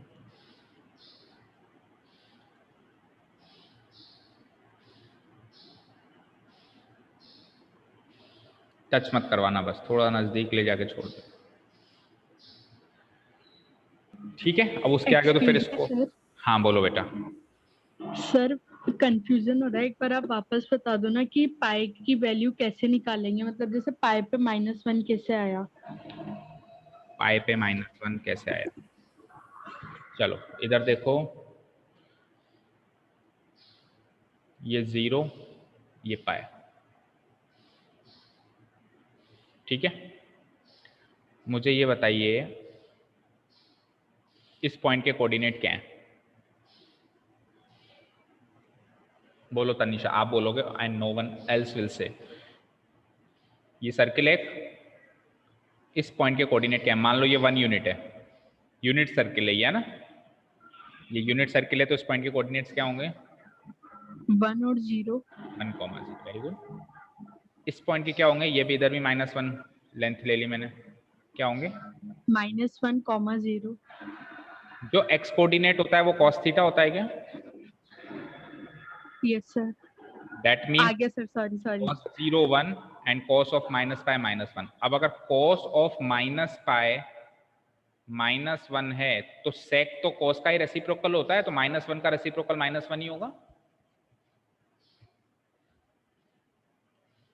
बोलो -π नहीं, सॉरी पाए। Yes sir. पाए cos ऑफ π -1 होगा, तो cos ऑफ -π भी 1 होगा। और sec ऑफ पाई भी -1 होगा क्योंकि वो उसी का रेसिप्रोकल है। अच्छा माइनस पाई की बात करूं तो माइनस पाई का मतलब क्या होता है, उल्टी डायरेक्शन में पाई एंगल चलना। उल्टी डायरेक्शन में पाई एंगल चलोगे तो यहीं पहुंचोगे जहां पे पहले थे। तो इस जगह पे -1 वैल्यू थी ना, तो यहां से पाई आओ या यहां से माइनस पाई आओ, पहुंचोगे तो यहीं पे, तो वैल्यू तो -1 ही रहेगी यहां पर भी और यहां पर भी। चाहे से कॉस की ले लो चाहे से सेक की ले लो, कॉस की वैल्यू भी तो इन दोनों पॉइंट्स पे -1 ही थी, चेक कर लो। कॉस की वैल्यू देखो इन दोनों पॉइंट्स पे -1 थी कि नहीं थी, पाई और -पाई पे। देखो ये कॉस फंक्शन का ग्राफ था, पाई पे -1, माइनस पाई पे भी -1 थी ना, तो इसका ही तो रेसिप्रोकल है। ठीक है बेटा तनिषा? Yes sir. और किसी को किसी टाइप का डाउट हो प्लीज पूछो, there is no problem in asking. चलिए 6th and the last, cotangent, जिसको अपन शॉर्ट में कॉट भी बोलते हैं। कोटेंजेंट फंक्शन, आप इमेजिन करो बेटा सब लोग, अगर मैं इनवर्स ट्रिग्नोमेट्री शुरू कर देता तो आपके लिए कितना बड़ा डिजास्टर हो जाता।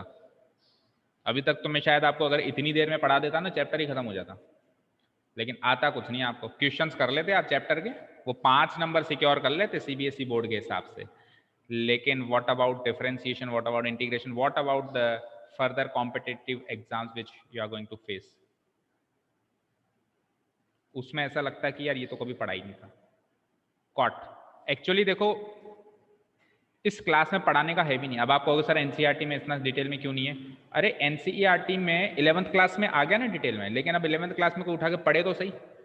चलो इस बार तो लॉकडाउन था, लेकिन वैसे भी बच्चे नहीं पढ़ते। 11th क्लास में आने के बाद तो बच्चे ऐसे सोचते हैं कि अब तो हम आज़ाद हो गए, क्योंकि 10th क्लियर करके आते हैं ना, तो 11th क्लास में तो पढ़ने का नाम ही नहीं है। कोई भी बच्चा नॉन लॉकडाउन पीरियड में भी जो बच्चे मेरे पास आते थे उनकी यही प्रॉब्लम रहती थी कि 11th क्लास में ट्रिग्नोमेट्री पढ़ी नहीं और सीधे कहते हैं 12th में इनवर्स ट्रिग्नोमेट्री पढ़ो। तो हर बार मुझे तो 11th क्लास का पढ़ाना ही पड़ता है। कॉट, कॉट फंक्शन का मतलब होता है साइन अपॉन कॉस। सारे रियल नंबर्स पे होगा लेकिन डिवाइडेड बाय कॉस है, तो कॉस कब 0 होता है बोलो? कॉस कब 0 होता है? π/2 पे, π/2 पे 0 होता है। कौन से वाले पॉइंट्स एक्सक्लूड होंगे बोलो? वही वाले जो अभी अभी उसमें हुए थे, सेक में हुए थे। सेक में भी नीचे कॉस था, कॉट में भी नीचे कॉस है, तो वो के वही पॉइंट्स एक्सक्लूड हो जाएंगे। x such that x equals to 2n + 1, यानी कि 2n + 1 का मतलब होता है ऑड मल्टीपल ऑफ क्या? π/2। Odd multiple of π/2 where n belongs to z। और बात करते हैं इसकी रेंज की। तो मुझे बताओ कॉट फंक्शन की वैल्यू क्या क्या आ सकती है और क्या क्या नहीं आ सकती है, सोचो। कॉट फंक्शन की वैल्यू क्या क्या आ सकती है और क्या क्या नहीं आ सकती है?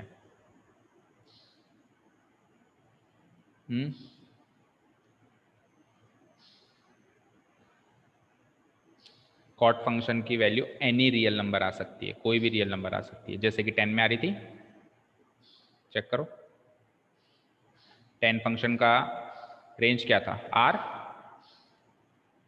तो कॉट फंक्शन का रेंज भी है r। बस डोमेन की प्रॉब्लम है, किसी किसी में वो डिफाइन नहीं है, बाकी रेंज में कोई प्रॉब्लम नहीं है। कोई भी आप कोई भी डोमेन में से कोई भी पॉइंट उठाओगे तो कोई भी वैल्यू आ सकती है, ऐसी कोई वैल्यू नहीं है जो वो अज्यूम नहीं कर सकता। हर एक के लिए एक x मौजूद होगा हमारे पास, ठीक है ना? मतलब कोई भी रियल नंबर अगर मैं ले लूं तो कोई भी रियल नंबर लाने के लिए एक ना एक ऐसा एंगल जरूर मिल जाएगा जिसपे मैं कॉट, वो उस एंगल पे कॉट अप्लाई करूं और वो रियल नंबर। जैसे मैंने कहा मेरे को तो साहब 4.5 चाहिए, तो 4.5 लाने के लिए भी कहीं ना कहीं ऐसा एंगल मिल जाएगा जिसपे कॉट फंक्शन 4.5 होता हो। समझ गए ना क्या कहना चाह रहा हूं मैं? सारे रियल नंबर्स की आंसर्स ये ला सकता है। चलो अब बात करते हैं इसके ग्राफ की। तो देखो दो तरीके हैं ग्राफ बनाने के। ये फंक्शन जो है किसका कॉम्प्लीमेंट्री फंक्शन होता है? कॉट फंक्शन जो होता है, बताओ किसका कॉम्प्लीमेंट्री फंक्शन होता है? जैसे साइन कॉस का था, कॉस एक्स का था, तो ये किसका है? 10 का।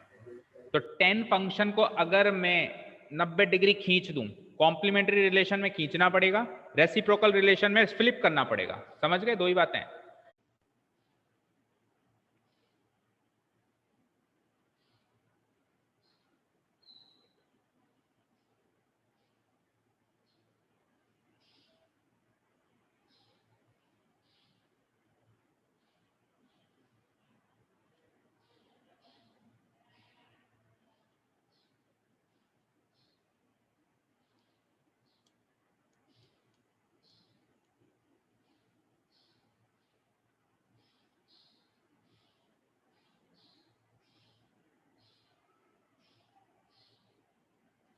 आगे सब लोग। हाँ, तो हम बात कर रहे थे कि जब भी हम कॉम्प्लीमेंट्री रिलेशनशिप से अगर ग्राफ बना रहे हैं तो उसमें तो हमको 90 डिग्री खींचना पड़ेगा लेफ्ट साइड, और अगर अपन रेसिप्रोकल रिलेशनशिप से ग्राफ बना रहे हैं तो उसमें हमको क्या करना पड़ेगा, फ्लिप करना पड़ेगा। तो या तो अब कोट में पता है क्या क्या खास बात है, ये 10 के साथ कॉम्प्लीमेंट्री रिलेशनशिप में भी है और यही 10 के साथ रेसिप्रोकल रिलेशनशिप में भी है। बोलो 10 का रेसिप्रोकल भी यही होता है और 10 का कॉम्प्लीमेंट्री भी यही होता है कि नहीं होता है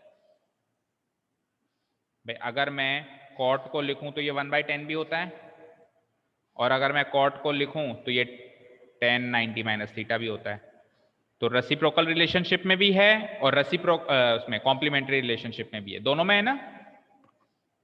यस है या नहीं है बोलो? तो आप चाहो तो 10 को फ्लिप कर दो, आप चाहो तो 10 को खींच दो, दोनों से कॉट मिलेगा। अब 10 को देखो जरा एक बार, कहां गया 10? ये रहा। इसको सपोज करो मैं फ्लिप करना चाहूं तो कैसे फ्लिप करोगे? कैसे फ्लिप करोगे बोलो? ये जो ऐसे ग्राफ बन रहा है वो ऐसे बन जाएगा, ये हो गया फ्लिप। समझे क्या? सर यहाँ फ्लिप से मतलब मिरर इमेज ही है ना? हाँ, एक मिनट रुको, शायद गलती कर रहे हैं अपन, एक मिनट रुको।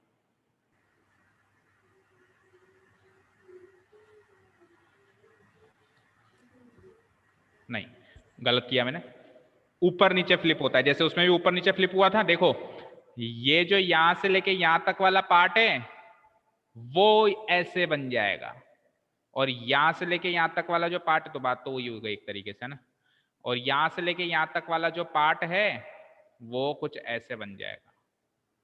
ये वाला गलत किया अभी भी मैंने, देखो एक बार फिर से देखो, यहां से लेके यहां तक वाला जो पार्ट है वो ऐसे बनेगा, ऐसे, मतलब ये ऊपर का नीचे आ जाएगा और ये नीचे का ऊपर आ जाएगा। ठीक है, ये तो हो गई मिरर इमेज। अब अगर इससे इतना ज्यादा क्लियर नहीं हो पाया तो बेटा आप तो 90 डिग्री खींच दो, कॉम्प्लीमेंट्री रिलेशनशिप पे चलो। 90 डिग्री खींचोगे तो देखो ये वाला जो पोर्शन यहां था वो कल को यहां दिखाई देगा, 90 डिग्री इधर आ गया। ये वाला जो पोर्शन यहां था वो यहां दिखाई देगा, ये वाला पोर्शन जो यहां था वो यहां दिखाई देगा, ये वाला पोर्शन जो यहां था वो यहां दिखाई देगा। हर एक जो ग्राफ है, जो ब्रेक मतलब टूटा हुआ ये ग्राफ है, 90 90 90 90 डिग्री इधर खिसकता जाएगा। समझ गए? बोलो, शुरू करें बनाना? और अभी भी वैल्यूज पे भी देख लेंगे, देखो वैल्यूज अज्यूम करके देख लेंगे। तो खींच दीजिए जल्दी से, लास्ट है x axis and y axis, फिर खत्म करते हैं आज की class.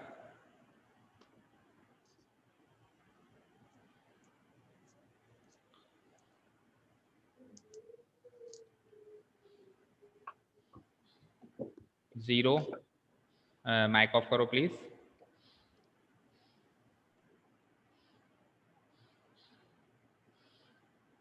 Zero, pi upon 2, then pi,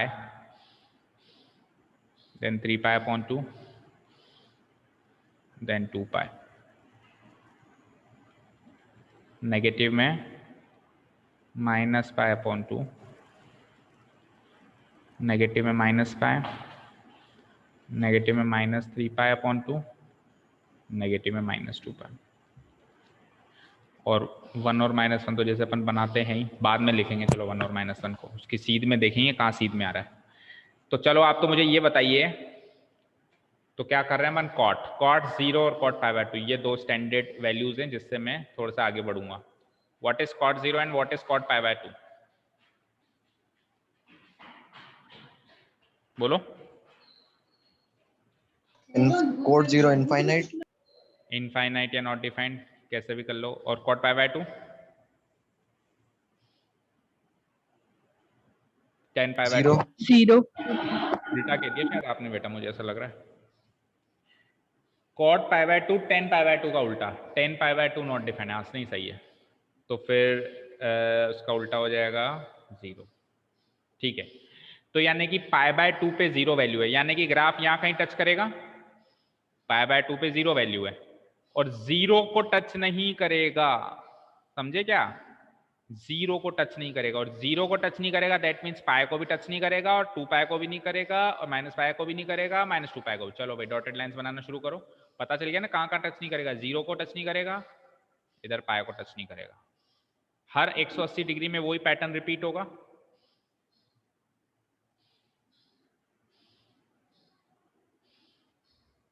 हर 180 डिग्री के बाद हर ट्रिग्नोमेट्रिक फंक्शन की वैल्यू रिपीट होना शुरू हो जाती है, याद रखना।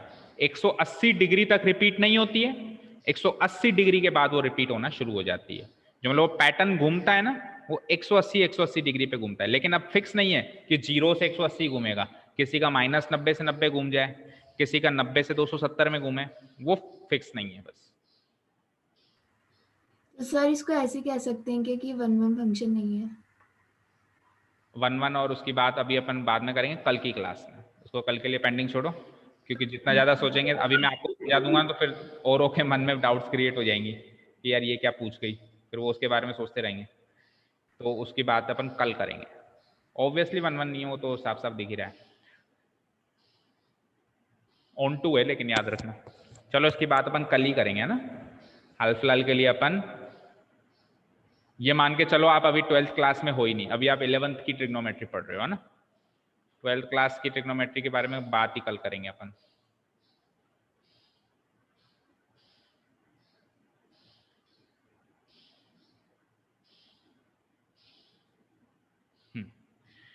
ठीक है बेटा, तो 0 पे टच नहीं करना है, लेकिन π/2 पे टच करना है। ठीक है, अब 0 पे टच नहीं करना है, लेकिन π/2 पे टच करना है। सोचो जरा किस तरीके से बनाना चाहिए मुझे।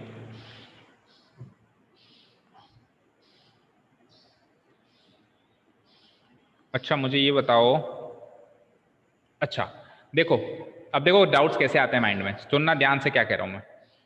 0 पे तो वो टच नहीं कर रहा, नॉट डिफाइंड है। π/2 पे वो इस पॉइंट, मतलब ग्राफ इस पॉइंट पे तो टच करेगा, जिसको मैंने डार्क कर दिया, इस पॉइंट पे ग्राफ टच करेगा। लेकिन अब ये ग्राफ या तो ऐसे जाएगा, ध्यान से सुनना, या तो वो ऐसे जाएगा या फिर वो ऐसे जाएगा। ये दोनों ग्राफ ही देखो, पहला वाला ग्राफ भी 0 को टच नहीं कर रहा, π/2 को टच कर रहा है, दूसरा ग्राफ भी 0 को टच नहीं कर रहा, π/2 को टच कर रहा है। कंफ्यूजन हो गया कौन सा चलें, ये वाला चलें या ये वाला चलें। तो एक आध पॉइंट और मान लो, हमारा क्या जाता है, π/4 पे निकाल लेते हैं। π/4 कहीं यहां रहेगा, cot π/4 क्या होता है बोलो, 1 होता है, बोलो 1 होता है नहीं होता है, cot π/4। बोलो भाई 45 डिग्री। Yes sir. तो ये +1 होता है कि -1 होता है, +1 होता है ऑब्वियसली। पॉजिटिव। तो यानी कि सीध में +1 अज्यूम होगी, यानी कि कौन सा ग्राफ चलेगा, यानी कि ये डिक्रीजिंग ग्राफ है, इस तरीके से जाएगा। क्योंकि अगर मैं वैसा वाला ग्राफ बना दूं तो फिर तो ये π/4 की सीध में, फिर तो ये 1 जो वैल्यू है वो π/4 पे नहीं ले रहा है, फिर तो वो π/2 और पाई के बीच में ले रहा है 1 वैल्यू, जबकि मेरे को 1 वैल्यू π/4 पे बनानी है।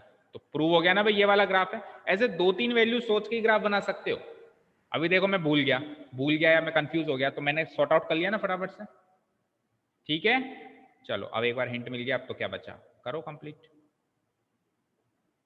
इस पे तो टच करेगा और फिर पाए पे टच नहीं करेगा। और अब एक बार पैटर्न पता चल जाए फिर तो उसी को रिपीट करना है। हर 180 डिग्री पे ग्राफ वैसे भी रिपीट होता ही है, तो वो का वही पैटर्न रिपीट कर दो, यानी कि इसको ऐसे,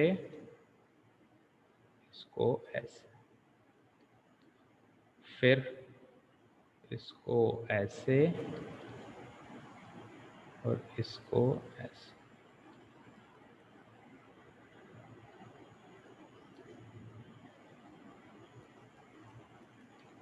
तो ये हो गया मेरा कॉट फंक्शन का ग्राफ।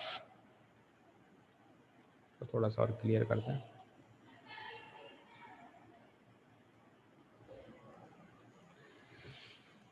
ये हो गया मेरा बेटा कॉट फंक्शन का ग्राफ। बताइए इस ग्राफ में कोई दिक्कत?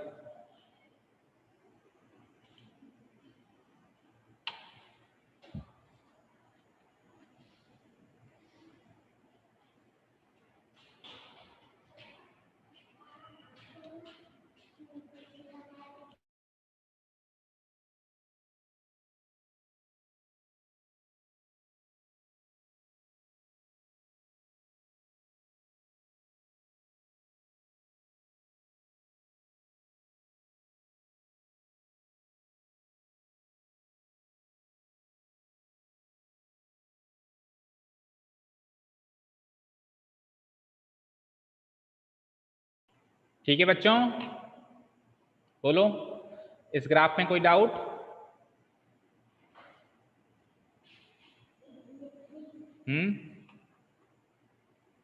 No sir. नो। तो उसको मैं बंद करूं अभी एक बार के लिए। तो अब कुछ इंपॉर्टेंट बात करें, कर दूं क्लोज? सर एक बार ऊपर स्क्रॉल कर दो थोड़ा सा। हाँ देखो, ये तो एरो से पीछे वाली जो चीज है ये तो डोमेन है, और ये इसकी रेंज है, एनी रियल नंबर। कोई भी रियल नंबर आ रहा है देखो, सारे रियल नंबर ले रहा है, ये इनफाइनाइट ऊपर तक जा रहा है, नीचे भी ये इनफाइनाइट नीचे तक जा रहा है। सर यहाँ पर डोमेन में अपन ने ऑड मल्टीपल्स को तो एक्सक्लूड कर दिया ना? अच्छा, यहाँ ऑड को क्यों किया? तो फिर अपन ने गलत लिखा है, एक मिनट रुको। कॉट क्या होता है? कॉस बाय साइन होता है ना बेटा, ये अपन ने यहाँ गलत लिखा है। इसमें तो डिनोमिनेटर में साइन आता है, इस पे डिनोमिनेटर में क्या आता है? कॉस बाय साइन आता है। तो साइन 0 तो इस पे थोड़ा ना एक्सक्लूड करने पड़ेंगे, मतलब ग्राफ हमने सही बनाया है, ये गलत लिखा है, इसको सही करो। क्या लिखोगे? x equals to n pi. Integral multiple ही एक्सक्लूड होंगे, है ना? N pi where n belongs to z। अच्छा, वो आपने बता दिया, टू एनी रियल नंबर। ठीक है, तो देखो इंटीग्रल मल्टीपल्स ऑफ पाई यहाँ पे एक्सक्लूड हो रहे हैं ना, 0 एक्सक्लूड हो रहा है, फिर पाई एक्सक्लूड हो रहा है, फिर 3 पाई 2 पाई एक्सक्लूड हो रहा है, इधर माइनस पाई एक्सक्लूड हो रहा है, इधर माइनस 2 पाई एक्सक्लूड हो रहा है। अभी ठीक है? देखो, 2 में तो होते हैं इंटीग्रल एक्सक्लूड और 2 में होते हैं ओड मल्टीपल एक्सक्लूड। अब आप काउंट कर लो, इसमें तो कॉट में तो हो गए इंटीग्रल एक्सक्लूड, और इसमें हो गए ओड मल्टीपल एक्सक्लूड, इसमें हो गए वापस इंटीग्रल एक्सक्लूड, और उसमें हो गए वापस ओड। तो 2 में हो गए ना। अब सिंपल सी बात ऐसे याद रखो कि जिस फंक्शन के डेफिनेशन में साइन नीचे आ रहा है, उस फंक्शन की डेफिनेशन में तो इंटीग्रल एक्सक्लूड होंगे। किस किस में साइन नीचे आता है? तो कॉसेक में साइन नीचे आता है 1/sin, और एक अभी किसमें कॉट में साइन नीचे आएगा कॉस बाय साइन। तो इन दोनों में तो होंगे इंटीग्रल, एन पाई वाले एक्सक्लूड होंगे। और जिसमें कॉस नीचे आएगा, तो कॉस पाई/2 पे 0 होता है, तो फिर उसमें ऑड मल्टीपल एक्सक्लूड होंगे। तो कॉस नीचे नीचे किस किस में आता है? एक तो सेक में आता है 1/cos, और एक किस में आता है? 10 में आता है sin/cos। तो उन दोनों में 2n+1 वाले एक्सक्लूड होंगे। तो काफी इजी है याद रखना, बताओ या अभी भी कोई प्रॉब्लम है?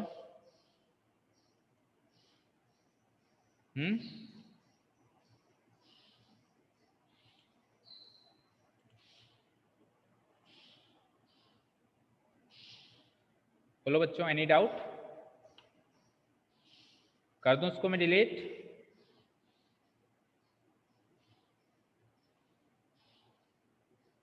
बोलिए girls. Yes sir. Tanisha? Yes sir. मैं बेटा सब कुछ? Pragati? Yes sir. Manish? Manish? Yes sir. Priyanshi has left, please inform Priyanshi that इसको कवर आज ही कर ले। अच्छा, आज का मैं टास्क देता हूँ आपको, उसको तो चलो बंद कर देते हैं। आपके पास क्लास 11th की NCERT की मैथ्स की बुक है?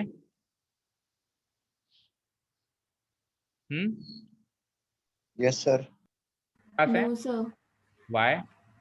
सर सर हमें लाइब्रेरी में सबमिट करवानी पड़ती है, तो हमने करवा दी। बेटा मार्केट से ले लिया करो, मिल जाती है। अच्छा चलो, नहीं कोई बात नहीं, मैं भी ग्रुप में डाल रहा हूँ, है ना? और ग्रुप में डाल रहा हूँ तो उसके कुछ पेजेस जो हैं वो बहुत इंपॉर्टेंट हैं। चैप्टर नंबर 3 था ना, अभी मैं PDF ग्रुप में डाल दूंगा आपके, है ना? वहाँ से आप उसको डाउनलोड करो। जैसे भी आजकल तो मोबाइल से पढ़ने का ज़माना है, पेपर से पढ़ने का ज़माना वैसे ही गया।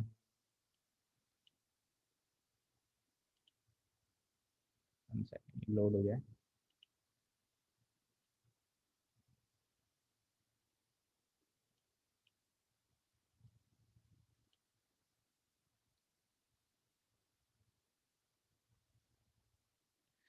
पहला होमवर्क आज का आपका 6 के 6 ट्रिग्नोमेट्रिक फंक्शंस के ग्राफ फिर से बना के आएंगे। Any doubt? Any problem? बनाने में? कोशिश करेंगे, बिना देखे बनाएंगे। अगर आपसे कोई कोई मतलब दिक्कत आए बनाने में तो फिर आप पीछे देखेंगे। बोलो करोगे ये काम? बोलो girls. Yes sir. Second thing, सारे 6 के 6 ट्रिग्नोमेट्रिक फंक्शन के डोमेन एंड रेंज कल तक बिल्कुल याद होनी चाहिए। ठीक है, हो जाएंगे? Yes sir. अच्छा, उसके बाद जो मैं आपको चीज दे रहा हूँ वो दे रहा हूँ मैं क्लास 11th की बुक से। पेज नंबर चाहे तो आप नोट कर लेना। This is page number 63। देखो, trigonometric functions of sum and different of two angles, ये 3.4 सेक्शन जो है, पेज नंबर जैसे नोट कर लेना, क्या था 63 है ना। इस पे ये एक तरीके से इनको आइडेंटिटीज मान लो आप, ये मान के चलो ये ट्रिग्नोमेट्रिक आइडेंटिटीज देखो, आर कॉल्ड ट्रिग्नोमेट्रिक आइडेंटिटीज। देखो कौन कौन सी, sine of minus x, cos of minus x सीखी होंगी आपने, कुछ उन्होंने याद भी करी होंगी लास्ट ईयर, कई और नहीं भी करी होंगी। Cos of x plus y, sine of x plus y. मेरे पास वैसे समराइज फॉर्म में भी एक जगह लिखा हुआ है, मैं चेक करता हूँ, अगर मुझे मिल जाता है तो मैं ग्रुप में डाल देता हूँ। जब तक नहीं मिलता है तब तक उस चीज का वेट मत करना कि कमल सर ढूंढे उसके बाद ही हम पढ़ना शुरू करेंगे। तब तक ये बुक डाल देता हूँ, मतलब बुक नहीं, ये चैप्टर डाल देता हूँ। इस चैप्टर के 63 पेज नंबर पे आप जाके ये काम करेंगे। Cos of x minus y, cos of five by two minus x, sine of five by two minus x, sine x plus y, sine x minus y. फिर ये 9वीं में ये 4 है ना। अब इसमें थोड़ा सा हौच पौच है, मैंने क्या बिल्कुल अच्छे से समराइज किया हुआ है लेकिन वो मिल नहीं रहा है। 10 ऑफ एक्स प्लस वाई। इसके प्रूफ प्रूफ नहीं देखने, कुछ भी नहीं देखने, केवल ये लर्न होनी चाहिए, ये आइडेंटिटीज लर्न होनी चाहिए, क्योंकि प्रूफ प्रूफ में जाएंगे तो फिर तो काफी टाइम लग जाएगा। Cot of x plus y, cot of x minus y, cos 2x, sine 2x and tan 2x, और फिर cos 3x, sign 3x, ten 3x। ठीक है, और उसके बाद फिर ये cos x plus cos y, cos x minus cos y, चारों कॉम्बिनेशन इसके। और उसके बाद फिर 2 cos x cos y जो नेक्स्ट है हमारा, 2 cos x cos y, 2 sin x sin y, 21 तक। उसके बाद आ जाइए, बस दैट्स इट, ये लास्ट दिखना चाहिए, और भी देख लो अगर कोई है तो। नहीं तो देख लिया ना आपने, कहाँ तक था, पेज नंबर 63 से लेकर page number this is page number 70। 63 से 70 तक जितनी भी ये 21 आइडेंटिटीज हैं उसको आपको कल लर्न होना चाहिए। आई डोंट नो आप कैसे करोगे, क्या से मैनेज करोगे, क्या करोगे, वो उससे मुझे कोई मतलब नहीं, पर होना चाहिए। हो जाएगा क्या? उसके बाद ही मैं सर मेरे पास हाँ ट्राई। नहीं, वाई ट्राई। तो फिर आप इनवर्स ट्रिग्नोमेट्री में फिर पार्टिसिपेट उस तरीके से नहीं कर पाओगे, प्रॉब्लम आपको ही होगी। मैंने अभी तक चैप्टर शुरू ही नहीं किया, क्यों नहीं शुरू किया, आप इस चीज को समझो। मेरा काम था कि आपको 11th क्लास का पढ़ाना। मैं आपको फिर से बता रहा हूँ, मैं चाहता तो चैप्टर ही खत्म कर देता 3 घंटे में, आज की जो क्लास हुई है। केवल और केवल आपको पुराना इसलिए रिवाइज किया कराया ताकि आपको कॉन्सेप्ट से समझ में आए, इनवर्स ट्रिग्नोमेट्री क्या है, रट के समझ में नहीं आए। और अब अगर ये इनवर्स ट्रिग्नोमेट्री के आइडेंटिटीज अभी याद हो गई ना बेटा तो हो जाएंगी, नहीं तो ये 12वीं के मेन जब से एग्जाम देने जाने लगोगे ना कि हाँ मैं आज जा रही हूँ एग्जाम देने, उस दिन तक भी याद नहीं होंगी। क्योंकि काम को टालते हैं तो टलता ही जाता है। फिर कल मैं नया काम दे दूंगा, परसों सर सुधाकर सर कोई नया काम दे देंगे, उसके अगले दिन फिजिक्स वाले ने, तो टल गया तो टल गया। इसको मानो ये तो करना ही है, बाय हुक और क्रोक। ऐसे मान के चलो ये तो सजा मिल गई, करके ही आनी है। जैसे छोटे बच्चे होते थे तो सजा मिलती थी ना, कुछ भी करो करके ही आना है, वैसी सजा मिल गई, तो इसको करके ही आना है। Is that clear? बोलो गर्ल्स। यस। ठीक है, तो ये सारा काम आप कल करके आओ, ग्राफ्स फिर से बना के आओ, उनके डोमेन्स एंड कोडोमेन्स याद करो, सबके 6 के 6 के, प्लस इन सारे आइडेंटिटीज को याद करो। दैट्स इट, इतना काम करो, फिर देखना कल इनवर्स ट्रिग्नोमेट्री क्या मस्त समझ में आएगा। आपको लगेगा ही नहीं कि इनवर्स ट्रिग्नोमेट्री कोई चैप्टर है नया, आप सोचोगे यार ये तो कर लिया ना, कल ही कर लिया, उसी को तो रिपीट कर रहे हैं अपन। ठीक है बेटा, ठीक है, चलिए तो आज के लिए काफी है। Thank you so much for listening to me. आप लीव कर सकते हैं, जितना काम किया उसको करके आना।